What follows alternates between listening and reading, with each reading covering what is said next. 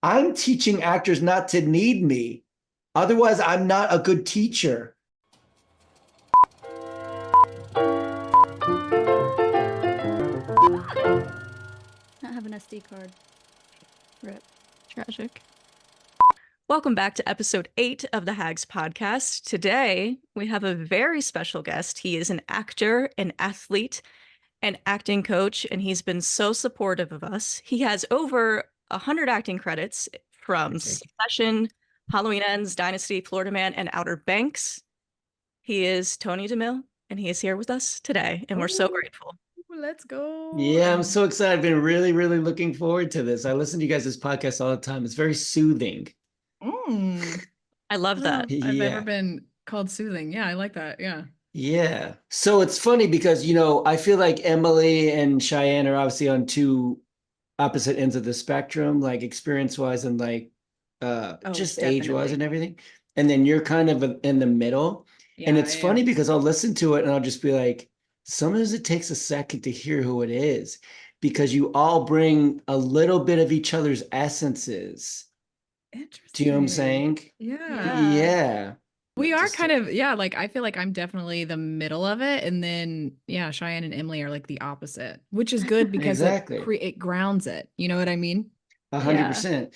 Well, and what I think is really, you guys were talking about that the other day. What I think is really good about this podcast is you're at various stages of your professional career, but then B, you're just like very vulnerable. You're like, oh man, I did this, but then this happened and this kind of freaked me out. And honestly, I think that's what people want to hear. Like anybody can be like, that's why I try to say stuff all the time. Like, oh, people are like, how was Outer Banks? How was Morocco? You're like, I never want to go there again. I was there way too long. It was super intense. It was work. It was like, couldn't go to yoga class. You know what I'm saying? This is the real, it sucked. Yeah. It was an amazing experience. It was amazing casting crew. One of the best casting crews I've ever worked with. Oh, really? So down to earth. But also I was like, ask any of my friends what happens if I don't take a yoga class for 36 days. You know what I'm saying, dude? No, I was working out on my own, but there was no yoga. There was no martial arts. It was just like a little gym and you tried your best. And it was very challenging to be that long off of and I think that's important because all of these celebrities, for the most part, Halle Berry has a good story about it. We know Owen Wilson tried to commit, or at least allegedly, right? All of these stars, when they hit the mark that they think is the mark that was supposed to make them feel like I made it, like mine is series regular, they feel exactly the same. And they're like, I don't understand because I still feel anxiety and I still feel like this and I still feel like it doesn't feel any different. And so I think it's safe to say we can let that go. I know it's good to demystify it because I completely agree because you strive for something and you work. This career could take 15, 20, 30, 40. It's your whole life. If you just think of it as a whole life thing. Yeah. You know what I mean? You're right. So when you've spent 25 years building and then you get the series regular or whatever it is, and you still feel the same. Yeah, it's good to let people know and demystify that. Completely agree. So instead of focusing on when I get here, I'll feel this way. I'm like, cool, I'm not happy in Atlanta right now. And each day I wake up with anxiety. And today is the first day I woke up and I was like, I feel so happy just to be alive. We have to cultivate that state because then whatever happens in our relationship, our career, you got to if you're in a relationship, you got to get yourself right first. Your partner can't make you. And the same thing with acting. I don't think, we can do good work and we're going through breakups and stuff like that, but you got to figure out how to be happy outside of acting. Acting will never fill the hole. Never, ever, ever. Momentarily when you're in set doing a good scene. And then once it's actually like what I like about acting is doing the work. Yeah. Then you can be like, cool, I feel creatively satisfied. I'm going to go memorize the Shakespeare monologue and just do it for myself. And that's what feels good. Tape it, put it on Instagram. No one can take that away from you. Do you know what I'm saying? Yeah. I think it's really dangerous to be destination in anything. There's so many women have babies and then afterwards, 6 months after, all the phone calls and the congratulations and the likes, and it's just my friend with the baby now. And they go through this huge postpartum depression. And it's like, you know what I'm saying, dude? So if you're sitting there like, oh, when I get married and when I have a baby and when I have a kid and when this and when that, that's like very, like I said, the only thing that ever remains true, in my opinion, is I don't like working out all the time, but when I get there, it feels good when I'm doing it. I'll get the yoga. I'm like, oh God, thank God I came. That's that moment what we're all chasing. And for me, it's in acting, in martial arts, in surfing, and all of these things that even if I don't feel like going, I'm putting my stuff together. I'm like, oh, I don't feel like doing this. I get in the water and I catch a wave and I'm like, yes. Do you know what I'm saying?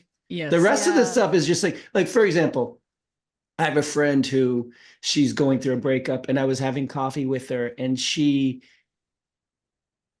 was telling me all the guys hitting her up and stuff like that, and guys, and they can be so desperate, like, oh, I gotta have this girl. Like, what do they think that's gonna look like?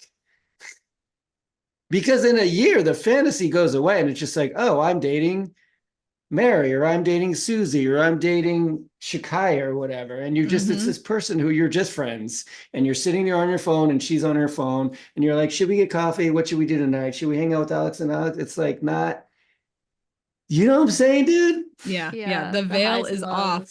So you've got to make sure what's underneath is something that's compatible and that's going to make you exactly. Better. Yeah. Do I like this person? Do I like spending time with this person? Yep.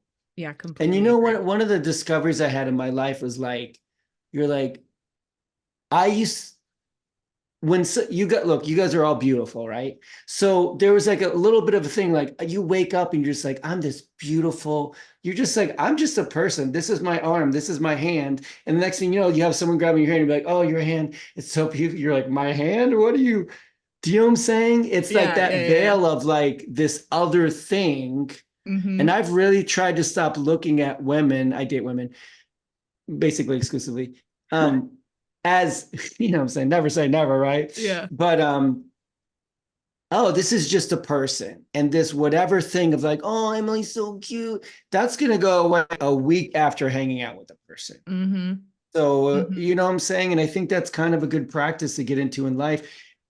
I spent the last 3 months getting my house ready to Airbnb, and it was mad stressful in this. And I was like, yeah, but when you get to Florida, there's going to be that sense of relief. And now I just get to enjoy it for a month and see if like what the next step is, you know? Yeah. Do you think you'll stay there long term? I don't know. I want to take it day by day. I think so. Because the cool thing about Airbnb in my house is I don't have to sell it. So I can go whenever I want and just be like, hey, I'm going to be up Tuesday, Wednesday, Thursday if I have a job, or if I book a series regular, I can just be like, okay, kick the people out of my house. I'm coming back, you know? Yeah. So, and I can just kind of go back and forth. And isn't it the beauty of post-COVID? Like so much is online and it just allows you to live wherever you want. It's just incredible. Yeah. And Emily, the other day, she was like, oh, it was so scary moving to LA. I was like, if Emily can move to LA when she's 19 years old, I can Airbnb in my house for a month and go. I was freaking out. Really? I was like, what if I get there and it's scary and I don't like it and I don't have any friends and I'm bored and I shouldn't have done it and no one Airbnbs my house, so they do it and they wreck it and they did a million things.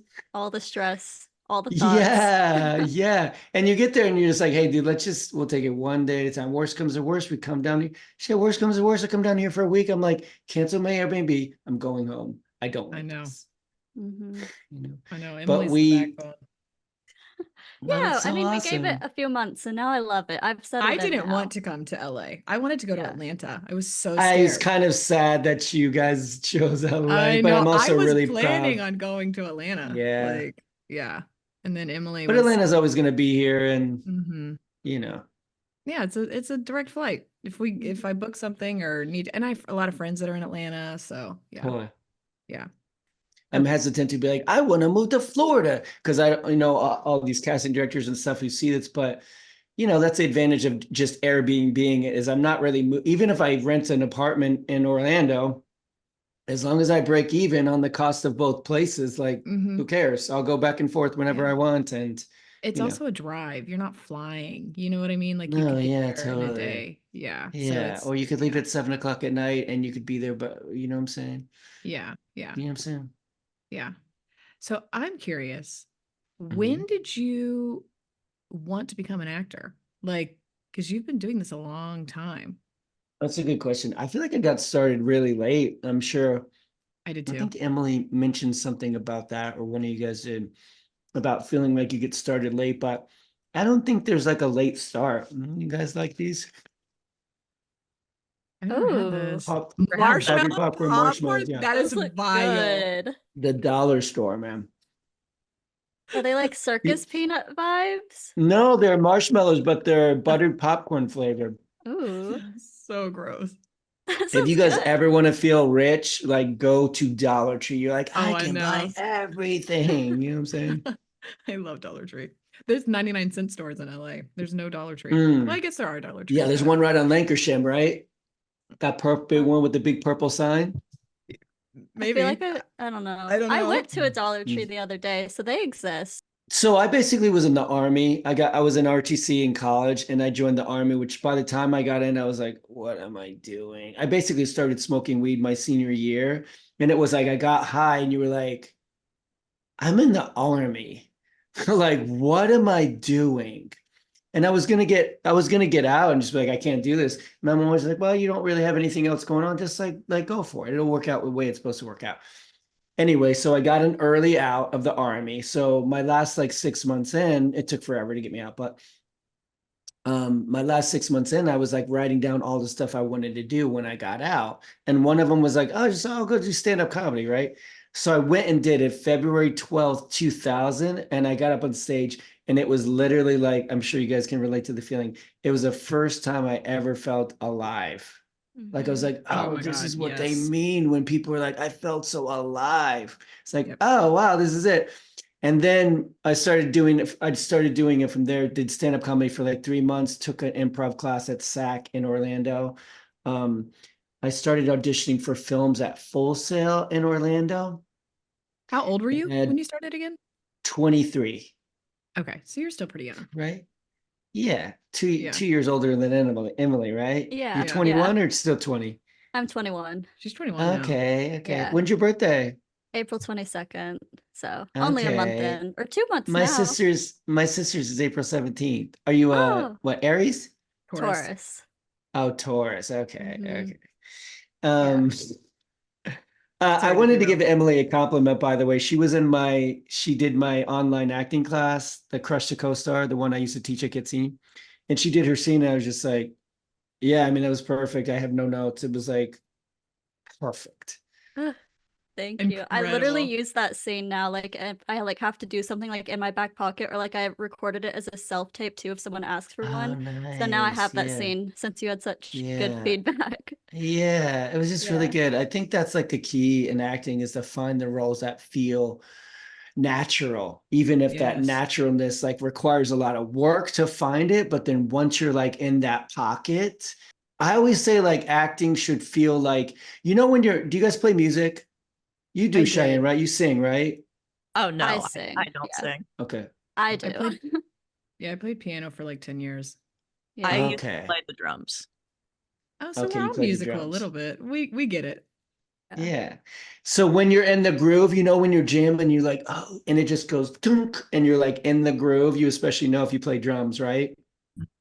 Like you're in the pocket, in the rhythm. They call it like the green room in surfing. It's like whatever gets you there. And I was doing a scene with Misha Barton, and she did a take, and she does the second take. She's like, this is feeling kind of weird. And she just goes like this.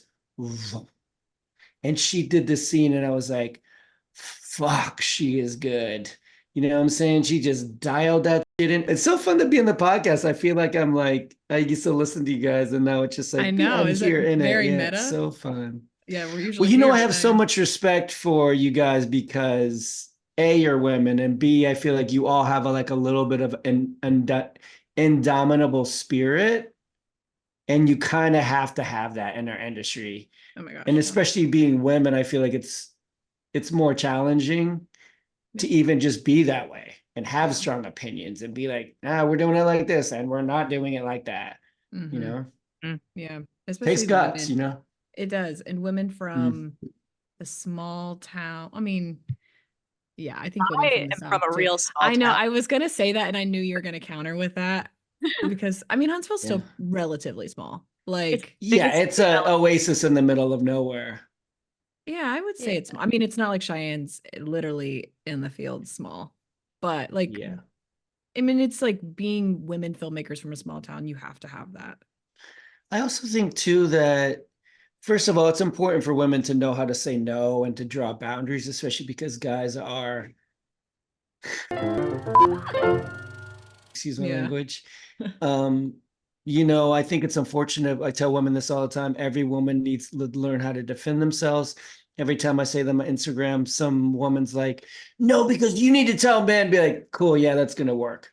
Go learn how to defend yourself. Yes. It's unfortunate, but we live in a world where you have to be like, no, you're making me uncomfortable. You're being creepy. Get away from me. You know what I'm saying? Yeah. Do I need to go get somebody? You're being creepy. Yeah. You know? I was going to say, especially in a very male dominated, top heavy industry, you've got to. Yeah. Totally. There are several women I know who are female friends of mine who, you know, I asked them out at a certain point when we were like somewhere in our friendship. And they didn't even respond. I was like, I get it. They don't know how I'm going to respond. They're hit up by 50 other people in their inbox right now. You know, I totally get it. It's really, you have to deal with so many uncomfortable situations, especially as younger females. And you're like, I don't know. You know what I'm saying? Like, I know a friend of mine, I won't share her name, but she was in LA and she was like, this big casting director was basically like, show me your breasts in a legit audition. And she was just like, I don't even, what was this before Me Too?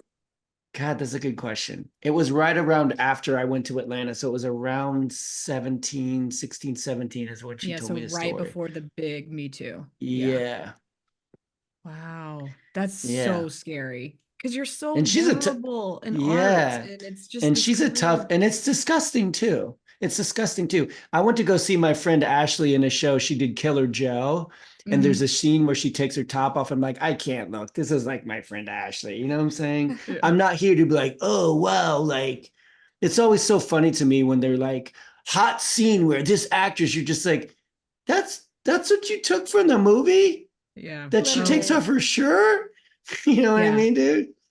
Yeah. Did you hear the controversy with Florence Pugh and Don't Worry, Darling, how they, in the trailer, they started the trailer with her being, I think, eaten out by Harry Styles. And it was like, had nothing to do with the story. And she was like, why did you add that to the promo? Because it's really hard to like sell movies right now because there's so much content out there. Yep. You know what I'm saying? Having said that, I've done one movie where I was like full frontal. And if that was a trailer, I'd be like, what the you know what I'm saying? And it's so funny because people have hit me up about the movie and they'll be like, oh, well, like you really showed it all. And I just respond, that's what you took from the movie? This was like a super artistic, like biography of a woman's life. And that's what you took from the movie? Like, what are you 12 years old? You know what I'm saying? If you're 12, whatever. Oh my God, boobs. But come on, dude. Like we're making art. If you're watching I mean, don't get me wrong. It's like nice to, I don't think there's anything wrong with, I'm basic. I don't even eat meat. If I see a picture of a cheeseburger and it's like dripping, you're like, you know what I'm saying? We're all basic. It's funny because women are always like, and men too, like, I'm not a sex object. You actually kind of are. It's just not all that you are. You know what I'm saying? There's nothing wrong with recognizing basic biology, but like, dude, we gotta like get a little better than that. You know what I'm saying? And it's like, it's 2024 and it feels it's still stagnant, you know? Yeah. Well, there's people who are actively, I like to say, willfully ignorant. Yep.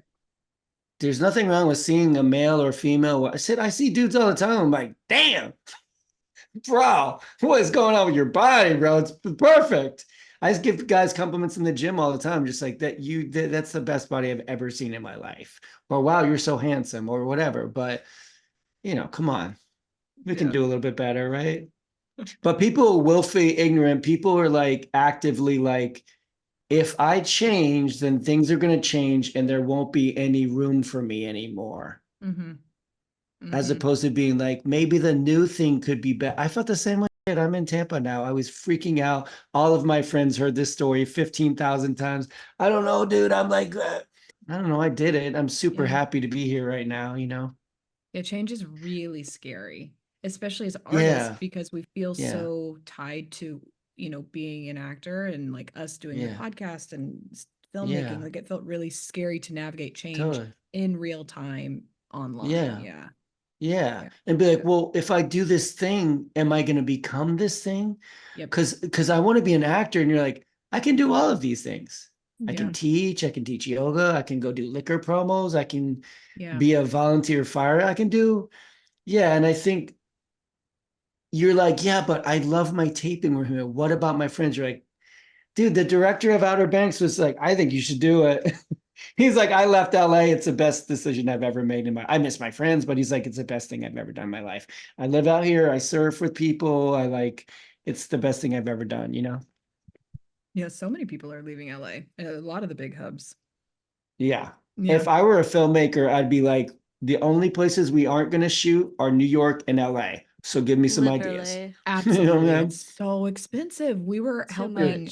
Yeah, we were potentially working on a project out in LA, and we were making the budget for it in LA and then it potentially in Alabama. And the difference between the budget in both cities is just, it was insane. The difference was $100,000. Yeah. And that's like a super ultra low budget indie, you know? Yeah.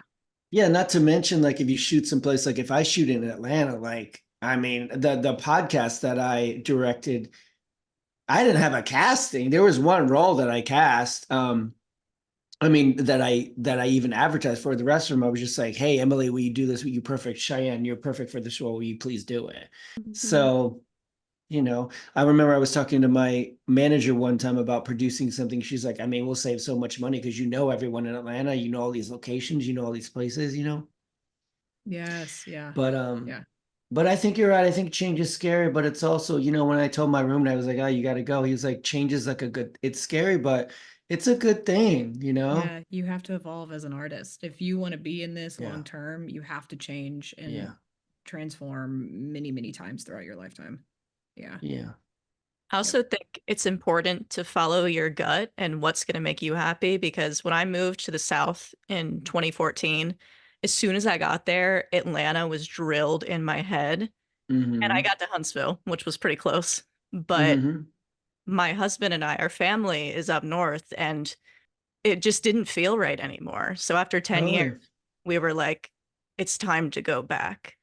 And, you know, I can act from anywhere, and we run Hag across the country. Remotely, yeah. Yeah, bi-coastal. You can be anywhere now. I mean, so many films are filmed in Africa now. So many castings. I'd say at least 10% of the castings that I see on Actors Access now are shot in some foreign country. Romania. I don't like to say foreign country, but like some international destination. Yeah. Because we're foreigners to them, right? Yeah. So right, they're filmed in France, Romania, whatever. We filmed in Morocco. They film a ton of movies there. They have the biggest studio in Africa in Ouarzazate, and where we were at, we didn't use a studio, but you know, my friend's in France. He's a stuntman. He works all the time. Yep. You can live in. When I was in Morocco, I was like, oh, I could live here. Submit tapes in Morocco. So I think you're right, Cheyenne. I was listening to you the other day, and I was like, I feel the same way. I think you have to create a life where you feel like, I was just talking to a woman yesterday. She's like, I've been in Atlanta 12 years. And I'm just like, this ain't it anymore. Mm-hmm.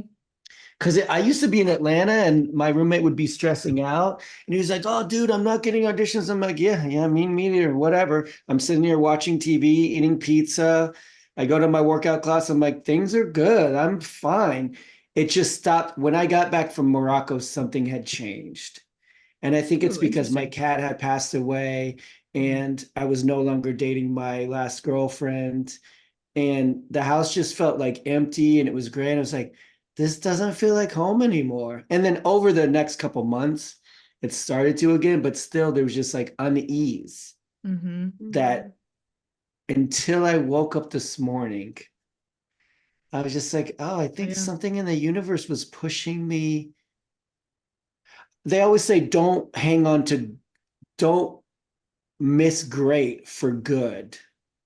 Do you know what I'm saying? I like that. Yeah. Yeah. Yeah. Yeah. And as an actor, you talk about being an open vessel and like really being connected with yourself. So for you to see that you were feeling that and immediately act on that impulse, like, yeah. Yeah. How are you going to teach a class where you tell actors to trust their instincts? If you can't do it. And ignore your own instincts. It's just like, hey, dude, this ain't it anymore. We got at least got to go try. Yeah, absolutely. Yes, because this is day one in Florida. Yeah, Yeah, it is. Nice. Incredible. But I woke up today and I was like, oh my God. And like going to the dollar store and getting stuff from my Airbnb. And like, I can do whatever. I can stay here for a month. I can rent a place. I can literally do whatever I want. I work as a local in LA and New York too. I don't live there. Yeah, that's true. Yeah. And people do the opposite. And honestly, I'd say for the most part, actors, even when they get famous, they get to a certain level and they're like, cool, now we're going to go live in Michigan. Absolutely. I'm out. We're going to go live in Dallas. We're going to live in Matthew McConaughey lives in Austin. Yeah.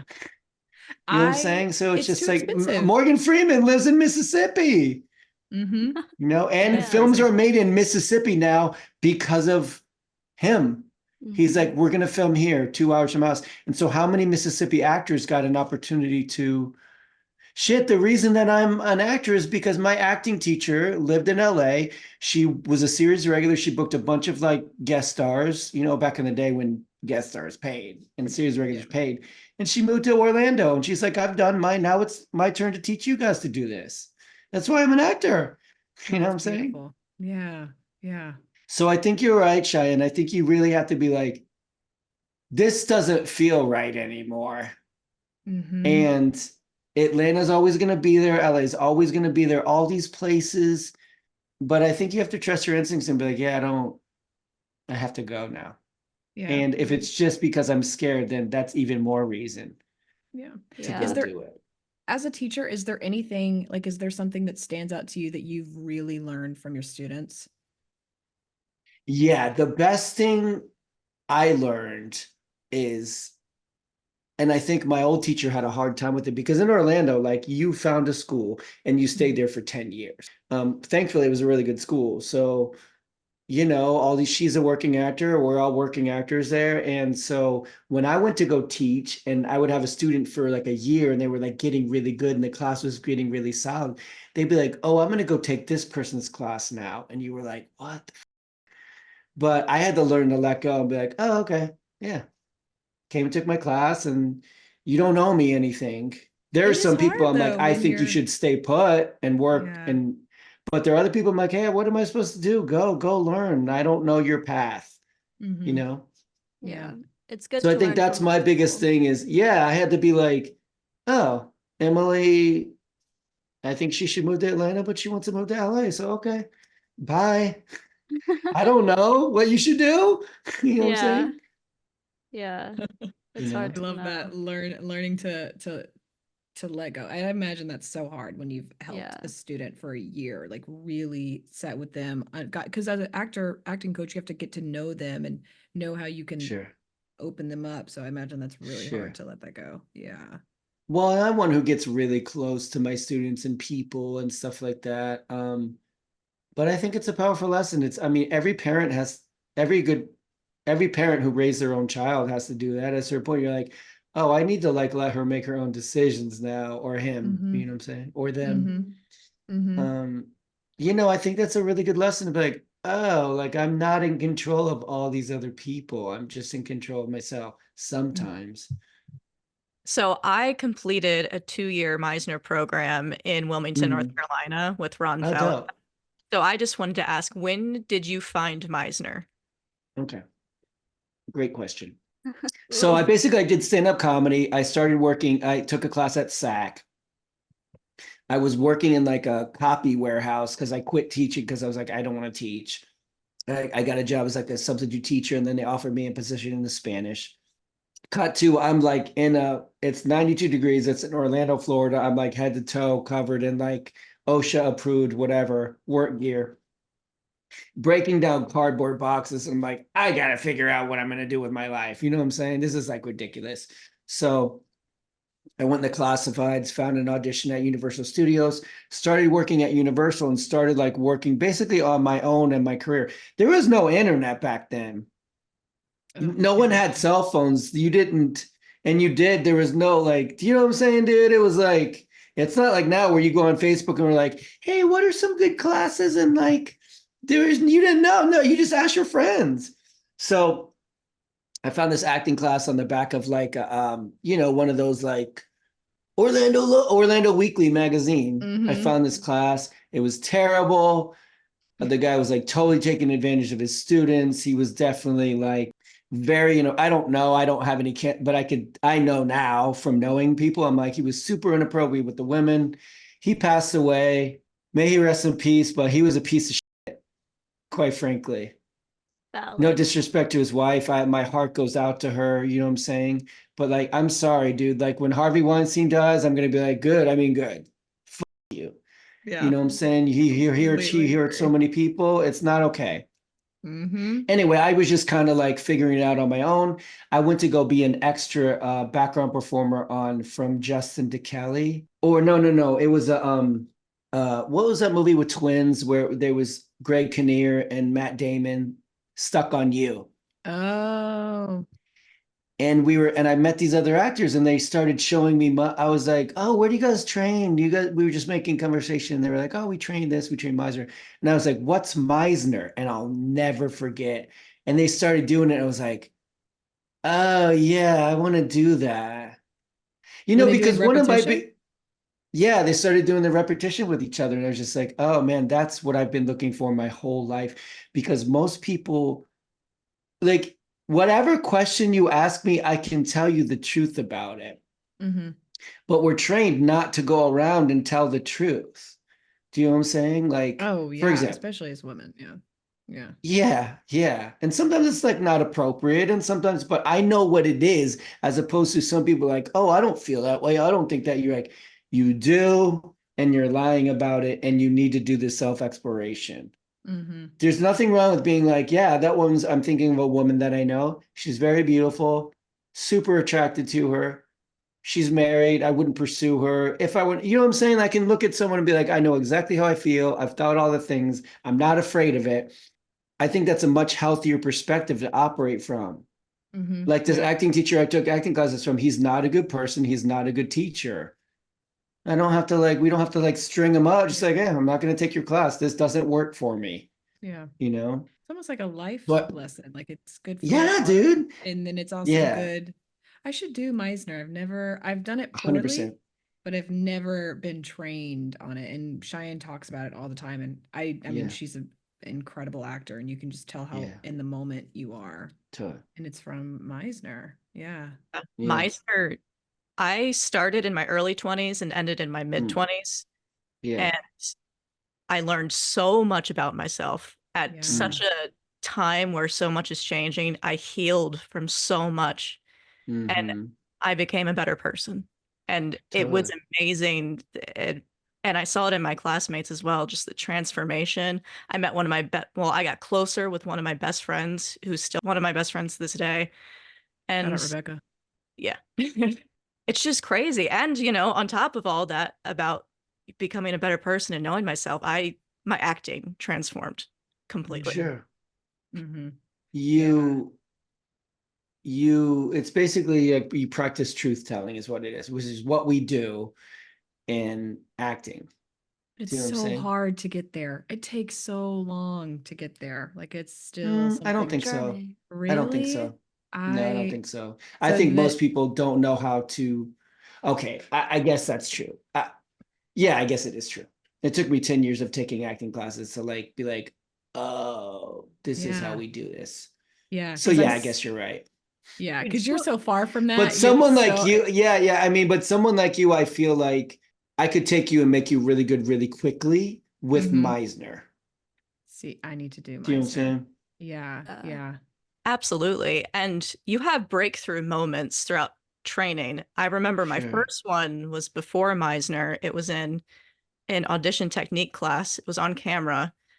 And my coach was using Meisner on me. I just wasn't trained in Meisner at the time. And it was like something happened and everything started making sense. How was he using it? Like, what did he do? Imaginary circumstances. Oh, so that's Meisner. Living truthfully under imaginary circumstances. Okay. Yeah. And then the next time it happened was in my Meisner class. And, you know, sometimes I feel like you can plateau, but then you'll have another breakthrough. And it's just a process. There's no like one day you're good. Sure. Yeah. It's definitely an upward. Yeah. I was on set the other day. I was doing a play read, and the director was just like, "Yeah, we never know what you're gonna do."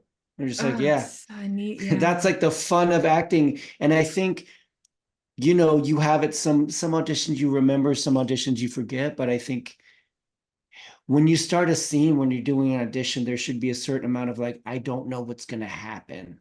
Yep. Yeah. Which I think is what makes you good.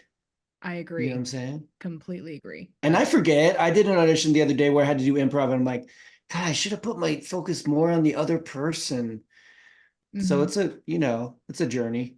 Do you have anything that you've any unusual things that you've had to do for a role? Like anything that sticks out for you? Zola was crazy. Oh, that's a Sundance. Yeah. So I was full frontal in it, right? And so I have no problem. I'll walk around. I mean, I'm from Florida, dude. You know what I'm saying? Like, I was born with my shirt out. We walk around with no shirt, no shoes on, and board shirts like all the time from when I was a kid. I'm not weird about my body, but I am like protective. Yeah. I remember I did this one nude night in Orlando, and this one guy was like, came up with the photos, like, I was like, what the fuck are you doing? This is supposed to be like an artistic night. Like, what is wrong with you? So when I did Zola, Janixa Bravo, she called me up and she's like, "Oh, this isn't a callback. I just wanted to talk to you in a little bit and tell you about the role and stuff." And like, I was like super nervous to do it. And it was me and the other actress who I think she's Jamie Presley's daughter. So I have to look it up. I can't remember. I've got it here. I really try not to fanboy when I go to set. I don't look people up. I don't look what they've been in because I can't show up as a fan. You know what I'm saying? I have to show up as like, hey, I can't do Cheyenne's role. She does roles that I'll never be able to do. I could never do Emily's work, and I could never do your work. We're all different. We're all valuable. And so if you have to get up in some woman's face and like, blah, blah, blah, blah, blah, you can't be like, oh my God, I'm your biggest fan. You know, but so come to the moment where we have to do the nude part. And it was like, we went down to bare bones cast and crew. It was like the DP and the first AC and then the director and then the other actress. And it was like, it was crazy. Like, it was like an otherworldly, heightened, it felt like I had been through something. Like, I went to go to the green room and I was just like, what the just happened? Almost like it felt like if I had done a porn for the first time, like an adult film, and afterwards you're just like, what did I do? Except obviously we didn't. And then we did it again. I was like, oh, whatever. It's just, this is what this is. Janix has done a nude scene. The other woman has done plenty of nude scenes. She's like, yeah, I'm on Pornhub. It's ridiculous. She's a fucking fantastic actress. You know what I'm saying? Like, her last film, she was like a period piece where she played like, you know, she's incredible. It's just part of what we do, you know? And there are people out there who are going to like look up like Jimmie Waites new topless scene. And there's other people going to be like, oh yeah, I saw you in that film and it was incredible. And that's just, and then we saw it was scary. And then we saw the film at Sundance and like, it was cool. Did you get to go? Yeah, I went. Yeah, it was dope. And so in both showings, it's like my scene is like like music stops moment. It like goes from all this cute music and fun, and it's like and shit gets real in the movie, like from that point on. And so the first time we screened it, it was like 1,000-seat theater at Sundance, and you hear someone go, disgusting, right? The next time we filmed it, fucking 3 people got up and walked out and my scene, and I was like, fuck, yes. this is why we do this, to affect people. Yeah. Bro, and Zola is one of the coolest projects I've ever been in. It's an amazing film.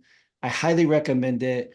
So, that's why we do this. And I'm really glad I did it. It was a beautiful piece and it was super necessary for the story. And it was like, if we're going to do it, like, let's do it for stuff like that like affects people. And you're like, people walked out because of my scene. I'm like, hell yeah, dude.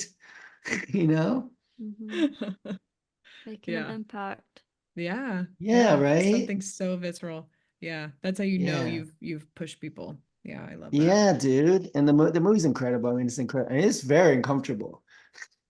There's some parts I'm like, this is borderline. I'm so glad the tone changed because I'm telling you, it's a work of art. Please see Zola if you haven't seen it. It's on so my list. Good. I will It's watch fun. There's nothing like, oh, I have to watch this because Tony's in. It's so fun to watch. No, it's been on my great music and it's been on my list for a long time. And then when I realized you were in it, I was like, oh my gosh, that's insane. Yeah, it's incredible. Yeah. It's from far away too. I'm from across the room, so it's not like. Yeah, and it tells the story. It's not. Yeah. When did you audition for that role or did they? Yeah, I auditioned for it. For it. Okay. It didn't say anything about that. It's like there were 2 scenes and this was the other scene that you auditioned for. Oh. Yeah. So when you auditioned, it said that you were going to be full frontal, or did it? No. No. Oh, okay. I don't think so. So once you got the role, then I think so. Okay. But it's really cool. I mean, Janixa, she's fucking famous, man. She's been in a lot of TV shows and stuff. And like, she had a award-winning film the year before at Sundance. It's called Lemon something. And she called me personally. She says like, hey, I just want to talk to you about this and make sure you're like comfortable with this. It was like a Favored Nations project. We all did it for like $700 a day. And like, it was like it was like a passion project. It was really good. I'm very proud of it. Pullman Domingo's in it. I saw. He's like blowing up. Yeah, dude. He's huge. He's so talented. I'm so jealous. Yeah, Dave Franco also produced it. And then did he? He's awesome. There's something really cool about him, right? Yeah. And then the Riley Keough, I always say her last name. Oh, Riley Keough. Yeah. Keough. I think it's Keough. She's Elvis she's Presley. an incredible, she's an incredible actress. Incredible. Yeah, she is incredible. You know what I'm saying? Yeah. Incredible. Yeah. Yeah. I really like working with women. I think women are better actors than men are. You have better emotional bandwidth, in my opinion. Yeah, you have more emotional access, and you just, you start working with your emotions from when you're like 8. Yes. And I feel like women have to deal with humility more than men do, which you need that to be a good artist. And then also the emotional we're dealing with our emotions as How do you mean 7-year-olds. How do you mean humility? I don't know. I guess because I'm from the South, I just feel like I have to, I don't know. I'm trying to think of the best way to describe it. Because you're in an oppressed class, basically. I would say that, and it's just, I think I know what you're getting at. Like, you see what I'm trying to figure out how to verbalize it. If we appear overconfident or are proud of something, some people will try to push that back. They don't want us to fully shine to where might feel good for us. Yes. What you're getting at. Yeah, totally. Yeah. Like, meanwhile, like, if no one talks, I mean, I think a lot of the men in like adult films are disgusting, but if you have a scene with a man and a woman, they'll be like, she's such a slut, she took off her clothes. You're just like, there's two people in that scene. I know. You want to hear something crazy? I debated whether or not I wanted to tell you guys this, but yesterday was like, the culmination of 3 months of work. I'm trying to get out of my house. I'm putting my surf rack on my car. It's like the last moments, everything's clean. I'm freaking out. And these little kids, one of the things I hate about little kids is when they shriek and they're like, ugh, and they hit that tone where they're just like, it turns like subsonic or whatever. I hate it. So annoying. Love kids. I love to see them play. I saw some kids in the dollar store and I was like, oh, my heart like goes out to these two little girls and they were with this guy. I'm like, they're gonna kind of have a tough life. You know what I'm saying? But yeah, I was raised by my mom. I'm one of the most like, for as masculine as I am, I'm one of the most evolved men that I know. Oh, this guy shrieks, right? I'm an acting teacher. I'm sensitive. I'm this and this and that. I'm constantly like doing self-work. I'm not perfect. None of us are. I definitely could have been better in my last relationship. I have a lot of regrets. This little kid shrieks and I'm like, oh, let it go. And then he shrieks again. I go, no, hey buddy, don't do that. I was like, it makes you sound like a girl. And then he does it again. And I go, oh, is that 3 boys or is it 2 boys and a girl? I was like, what am I saying? I was just like, dude, you just put the movement back. Oh no. Do you know what I'm saying? Stuff like that can like affect people their whole lives. And then what if this kid's gay? And then he's just like, no, because he's gonna remember. And I literally wanted to find them. And I was like, I'm so sorry. I shouldn't have said that. There's nothing wrong with being a girl. I was just annoyed. It's really annoying when you do that because it screams really loud. I couldn't find the kids, but I felt terrible. But I wanted to tell you because I'm like one of the good ones. Mm-hmm. And still you're just like, wow, man. You know what I'm saying? It's part of the culture that's ingrained in so many people. It's hard to don't be gay, don't be a girl. Oh, what are you, gay? You're touching me, you're gay? Oh, you like that shirt, you're gay? I mean, it's ingrained in us too, in different ways that it still comes out. Yeah. And if you become successful and powerful, they call you names. They're like, oh, she's a duck, or she's the C word. Or she's a bitch. You're just like, yeah, exactly. Yeah. But if some guy's tough, they're just like, oh yeah, he's a leader. He's this, he's that. I've definitely dealt with that my whole life. I come off a little intimidating and a little. You're extremely intimidating. Yeah. Yeah. But, I think to strangers, sorry, you go. Yeah. No. I totally get what you're saying. And I am assertive and I'm innately confident. Yeah. So my whole life. And I feel like I smile during this. I don't know. Whatever. That's a different conversation. You have a powerful essence. Do you know what I'm saying? If you're looking at, I got into a discussion with a guy the other day, however you want to call it, there's like a yin energy and a yang energy. So whatever, ocean has both, right? I've been wrecked in the ocean before, but it's also very soft. You have a lot of the powerful energy in you, just natural. We all have a different balance. I'm pretty balanced, but you have a lot of like, what people might call masculine energy or like yang energy. You know what I'm saying? There's nothing wrong with it. We're all different. Yeah. You know what I'm saying? Yeah. Yeah. But anyway, you were saying. But yeah, that's exactly what I mean. And my whole life, like, especially men have told me to smile more. Like I was called a bitch. I was called a slut, et cetera, et cetera. And yeah. And people, that's true. People thought I was a lesbian because of how I came off, which who cares? I am. I'm not. That's what I'm saying. And how offensive to like lesbians too. You're just like, why what? Is that an insult? Yeah.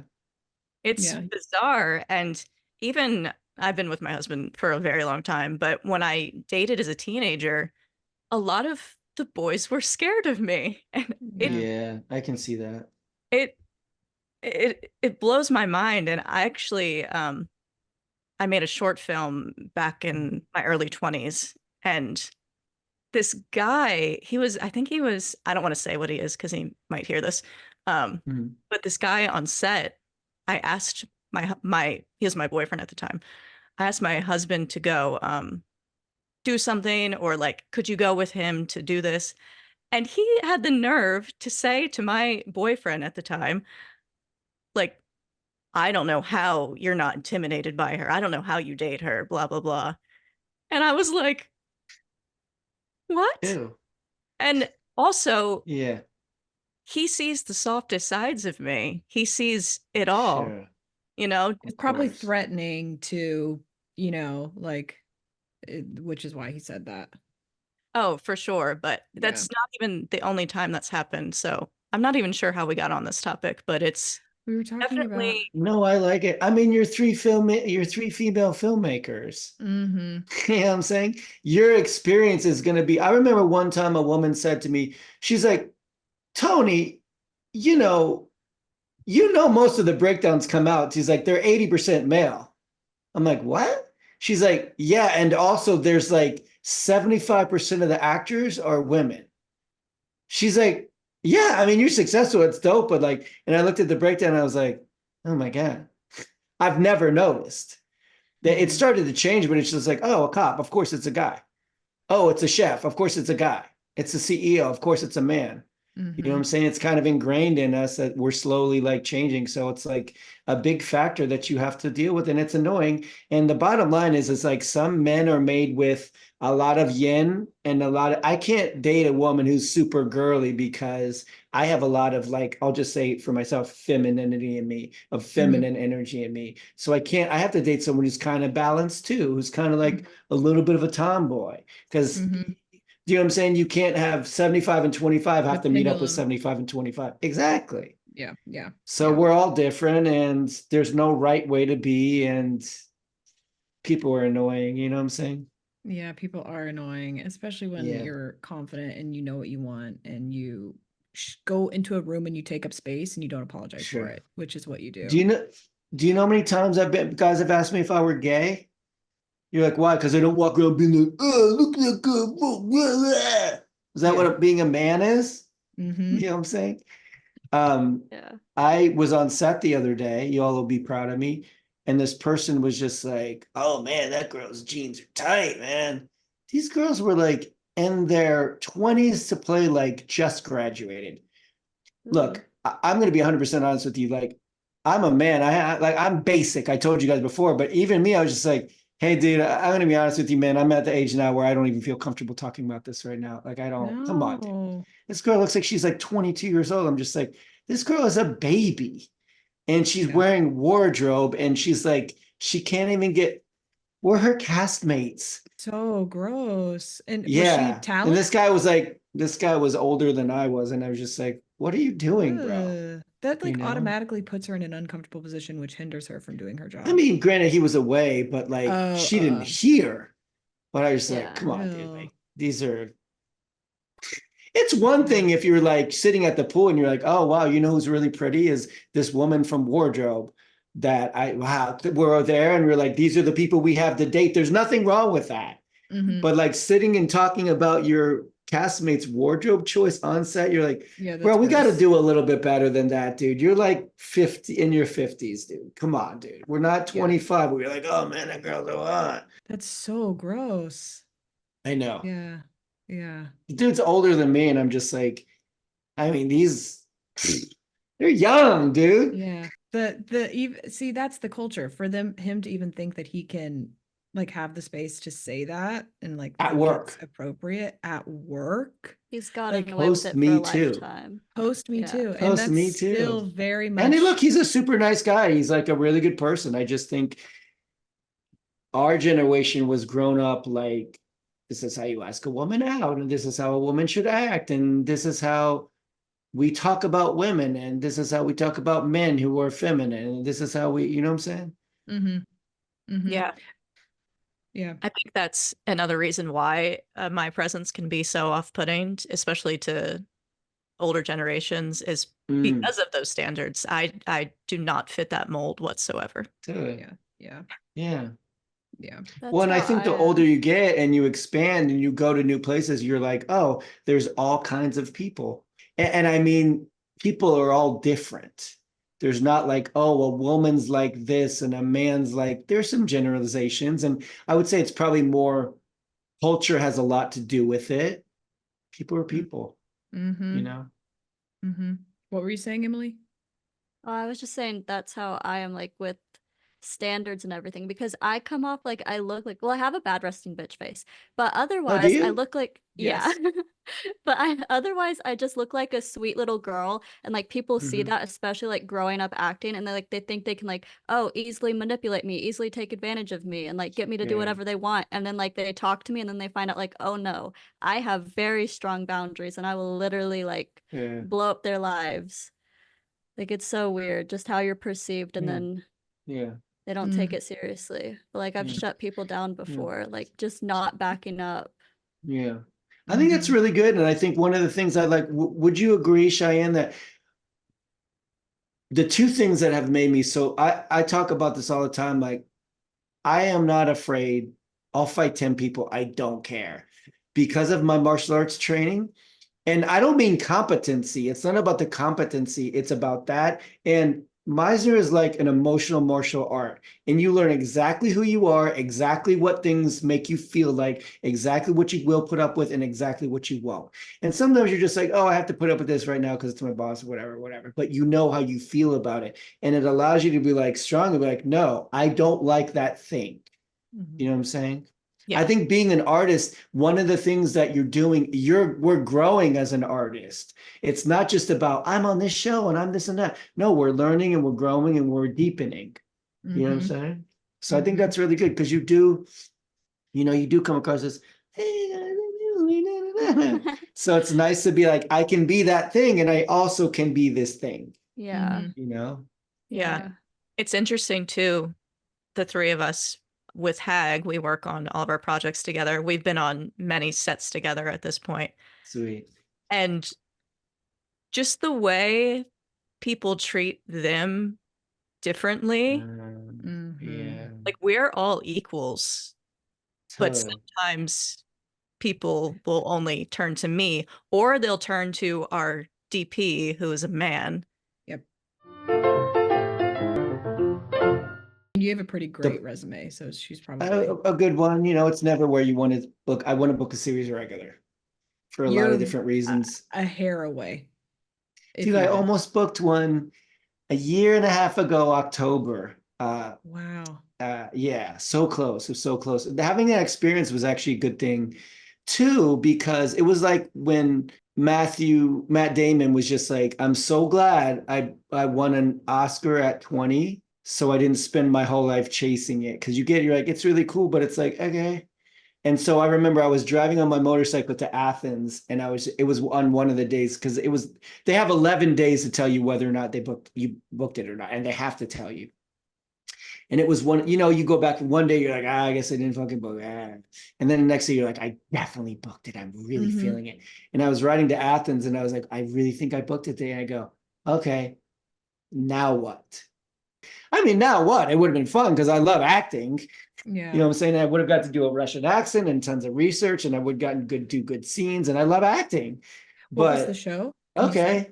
Yeah. Average Joe. Yeah. The casting director is Raven Drummer, who I love. She's amazing. She told me, she's like, Tony, you were the guy. You were the person we were going to cast. And then we found this other person. He just was more right. And I saw the trailer and I was just like, yeah, I mean, he's perfect. Yeah. So I learned so many lessons from it. Like, sometimes it's yours and then it's not, and it's not about you. And it's like, also, once you book the thing, okay, so now you booked it. And now what? You're just going to keep doing the same thing, acting and making money and balancing your finances and finding interesting roles. And so it allowed me to kind of let go of the destination idea. Yeah. And just like, I just want to work and do good projects and have enough money in my bank. Yeah. I think if most actors, if you were like, hey, there's a 50% chance you might become more successful than this, but right now, if we give you a card and you just get $100,000 a year, but then you have to act in whatever we want, would you rather do that? Most actors would be like, yeah, let's go. I just want to act and have enough money. I don't care.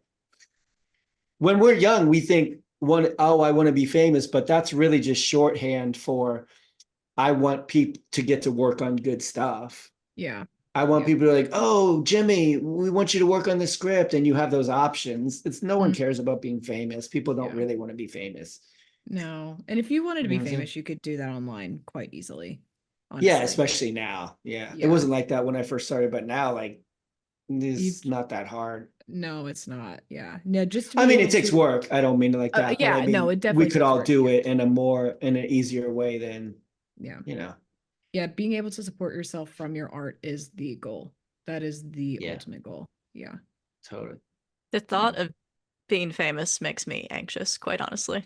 Dude, same. I want people to leave me alone. I left the main cast of the Outer Banks. I left them alone. If they came and talked to me, I'd be normal to them and stuff like that. And I tried to literally talk about anything but the show. I didn't ask them for any pictures. I wanted them to feel safe around me. They deal with it all the time. When they go to set, when they're off set, I'm sure the production company's like, hey, dude, you kind of got it. You can't just act however. This is like a very successful show and it's riding on you guys. And then they have fans coming up to them all the time and like taking pictures of them here's the thing, when we're envisioning being famous, we always think about it in the perfect circumstances. I'm at the beach, someone comes up to me and they're just like, I love your show, let us buy you a drink. You're not thinking about when you've been in Morocco for 40 days and there was a windstorm that day and it was freezing and you've been on set for 18 hours and you're exhausted and you don't feel like you did good work and you miss home and you just want to go to yoga class and you just want to swim in a pool that's not 35 degrees. And like, that's when they're taking pictures of you. Yep. When your girlfriend's just like, she's giving you a hard time, or your boyfriend's like, this isn't working for me. They're going to be super annoying. I do not envy them. No. You know, they're really cool. They're handling it really well. And I think they have a good support system and stuff, but like, and then also if you get famous, like let's say Emily, her next big job, she's like, she ends up as, see what would be a role that she would love. Like they do a remake of The Devil Wears Prada and she plays Anne Hathaway's character. Did I get it right? Yes, you got it so right. Good. I did that role in class a few months ago. Good. And okay. And then like, and it's huge and she's huge for like 5 years. What does she have to look forward to? Mm-hmm. She's already experienced the greatest thing that you can experience as an actor, quote unquote, you know? Yeah. Yeah. So it's like, I'd rather have it go this way. Yeah. I'd rather have it be like, 65, you've done your best work. 75, you win the Palme d'Or or something like that, you know? Yeah. You don't want to peak too early. Yeah. Most of the Outer Banks actors, that was like their biggest role. They were like relative unknowns as far as it catapulted the whole leading cast and and they were in their 20s, like 2021, like very young. So I can't imagine. Young. And it's just, I don't wish on anyone after all the shows and movies have come out about the Quiet dude, wishing that kind of success on a 21-year-old, it's not good. I'm 30, I'm 48 and I'm literally freaking out about potentially moving, not even selling my house, potentially relocating 6 hours away. Freaking out. I'm 48 years old. Yeah. I can't even imagine 21 being like, you're famous. You know what I'm saying? We want to pay you $1 million to do this Gucci ad.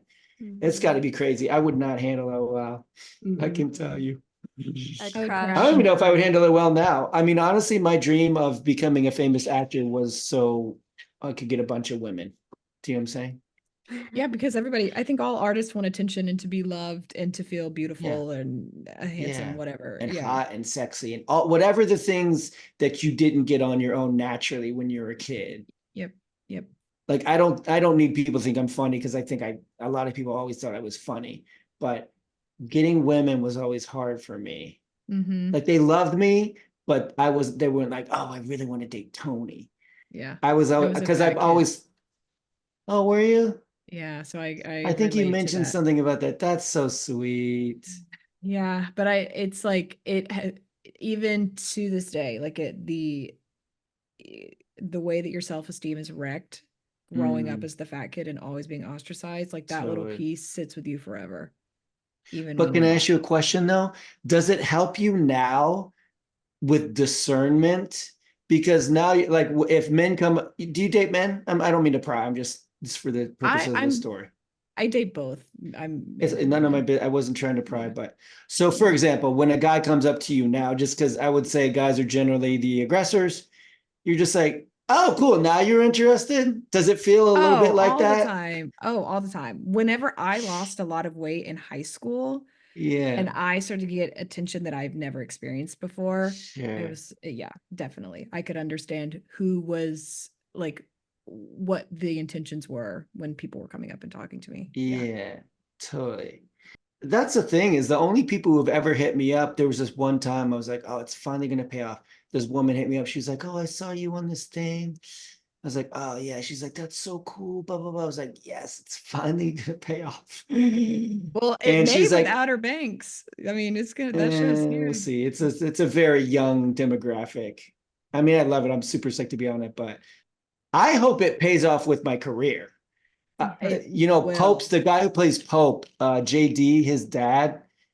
First of all, he's the coolest guy, and his dad is the coolest guy. They call him Big John. And he was like, I'm telling you, man, there was a guy on this show, and he blew up after this show. This casting director liked this show because she watched it with her daughter, and she cast him as this DC superhero on this TV show. I'm like, hey, man, I receive it. But no, I don't. I just, the show has changed a lot of people's lives. So I hope so. I received that. Yeah.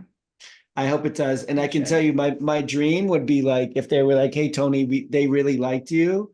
We want to give you a bigger part, because the cast and crew and the director and everyone are some of the coolest people I've ever worked with. That would be my dream, to go and work with them in Charleston for 7 months a year. And then the other 5 months a year, just go to Florida. That would be my dream. I don't need anything else than that. They're the best. Yeah. Yeah. Yeah. There's a girl in our studio in LA that got a day player role on oh, cool. And I think she had 2 lines. Do you know what I'm talking about, Emily? Yeah. I don't remember her part though. I don't remember her part. I didn't watch that season, but she had 2 lines, and it's like really pushed her forward in her career. So I hope that's what happens. And like I said, my dream would be to work with them, just a bigger role, not because I like acting. I like doing dialogue, You belittle if you belittle. People who make other people feel small, it's because they feel small on the inside. Oh yeah. Because I build people up, because I love myself. It doesn't mean I don't have doubts. It doesn't mean every audition, I turn in some auditions, I'm like, I turned in this audition the other day. It was for like a spinoff show for that the creators of Outer Banks are making. I'm just like, of course I want it to be amazing. And it was good, but I think about certain parts, I'm like, it's okay. But I love myself. I build people up. I'm like, hey, you can do this. The only people I'm just like, I don't know if this is going to work out, are the people who don't work hard enough and they want everything for free. Everybody else, I'm just like, you can do this. I don't know. You can become the most famous person in the world. I don't know. I think that's what you need to be as a teacher, as an encourager. Build people up. If you're breaking people down, there's something the matter with you. Yeah. Why would you want to be that way anyway? Even if I'm wrong, I'd rather be like, oh no, you're going to have the most successful year of your life. Who cares? What does it hurt? Yeah.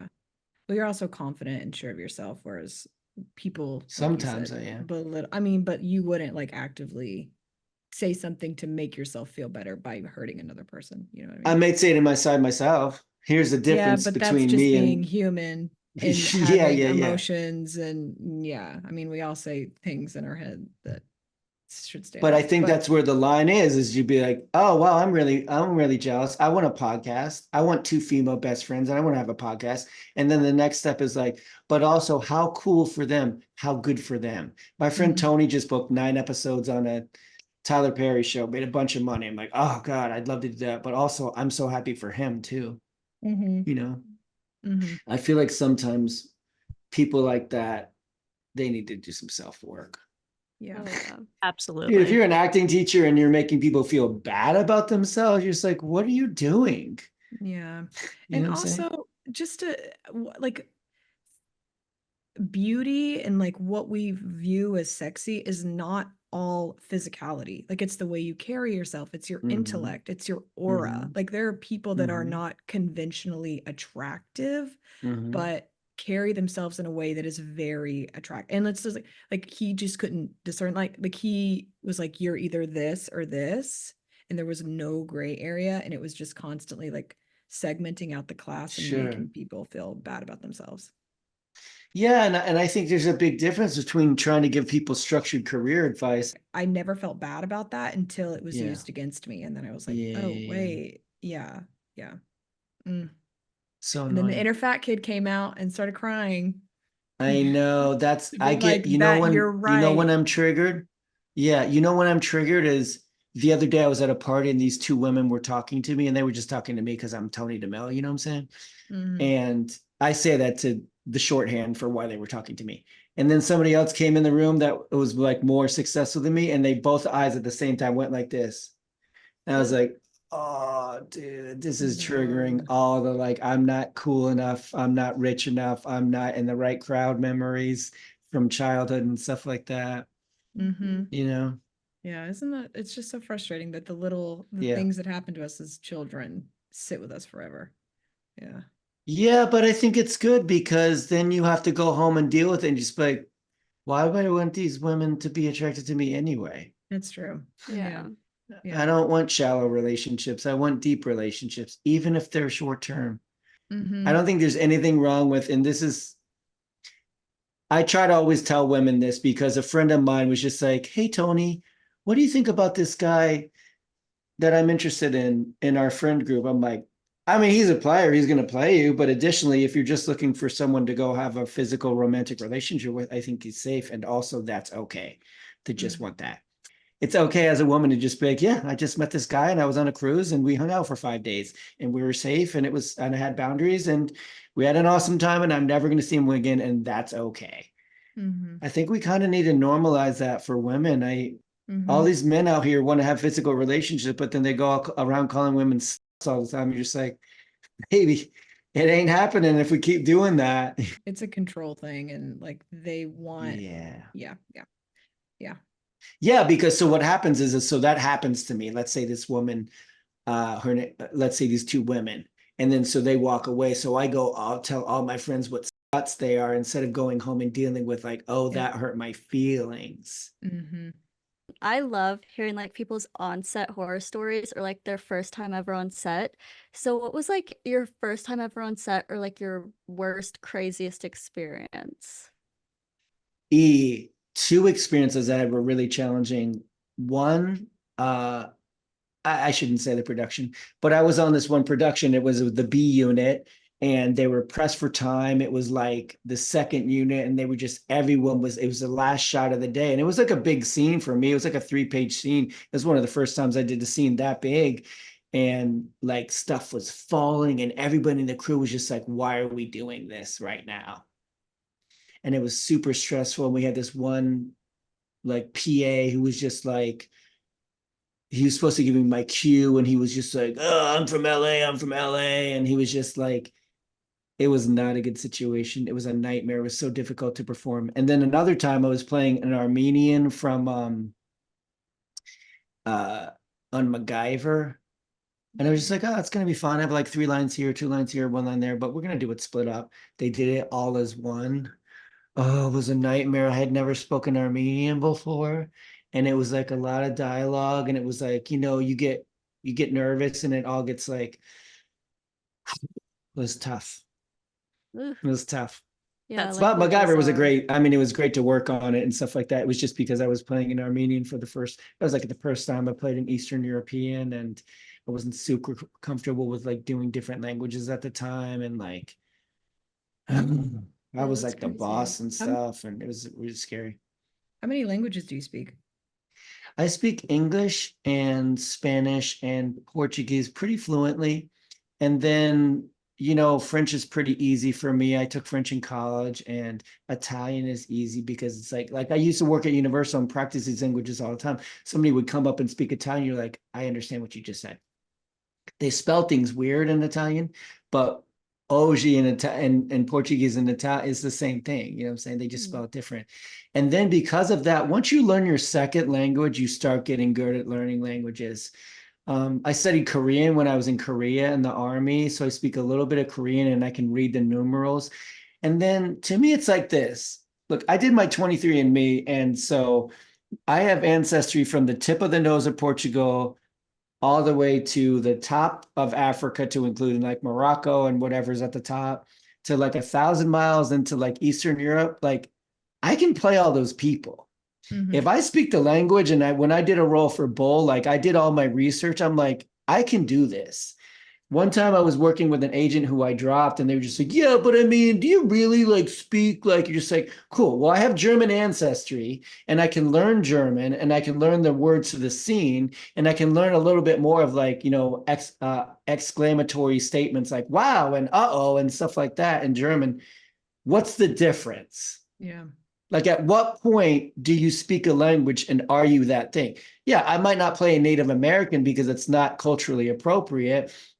I would feel a little uncomfortable playing somebody from the Middle East, but like, I do have family from Morocco. I do have family from North Africa and the Middle East. It's in my ancestry.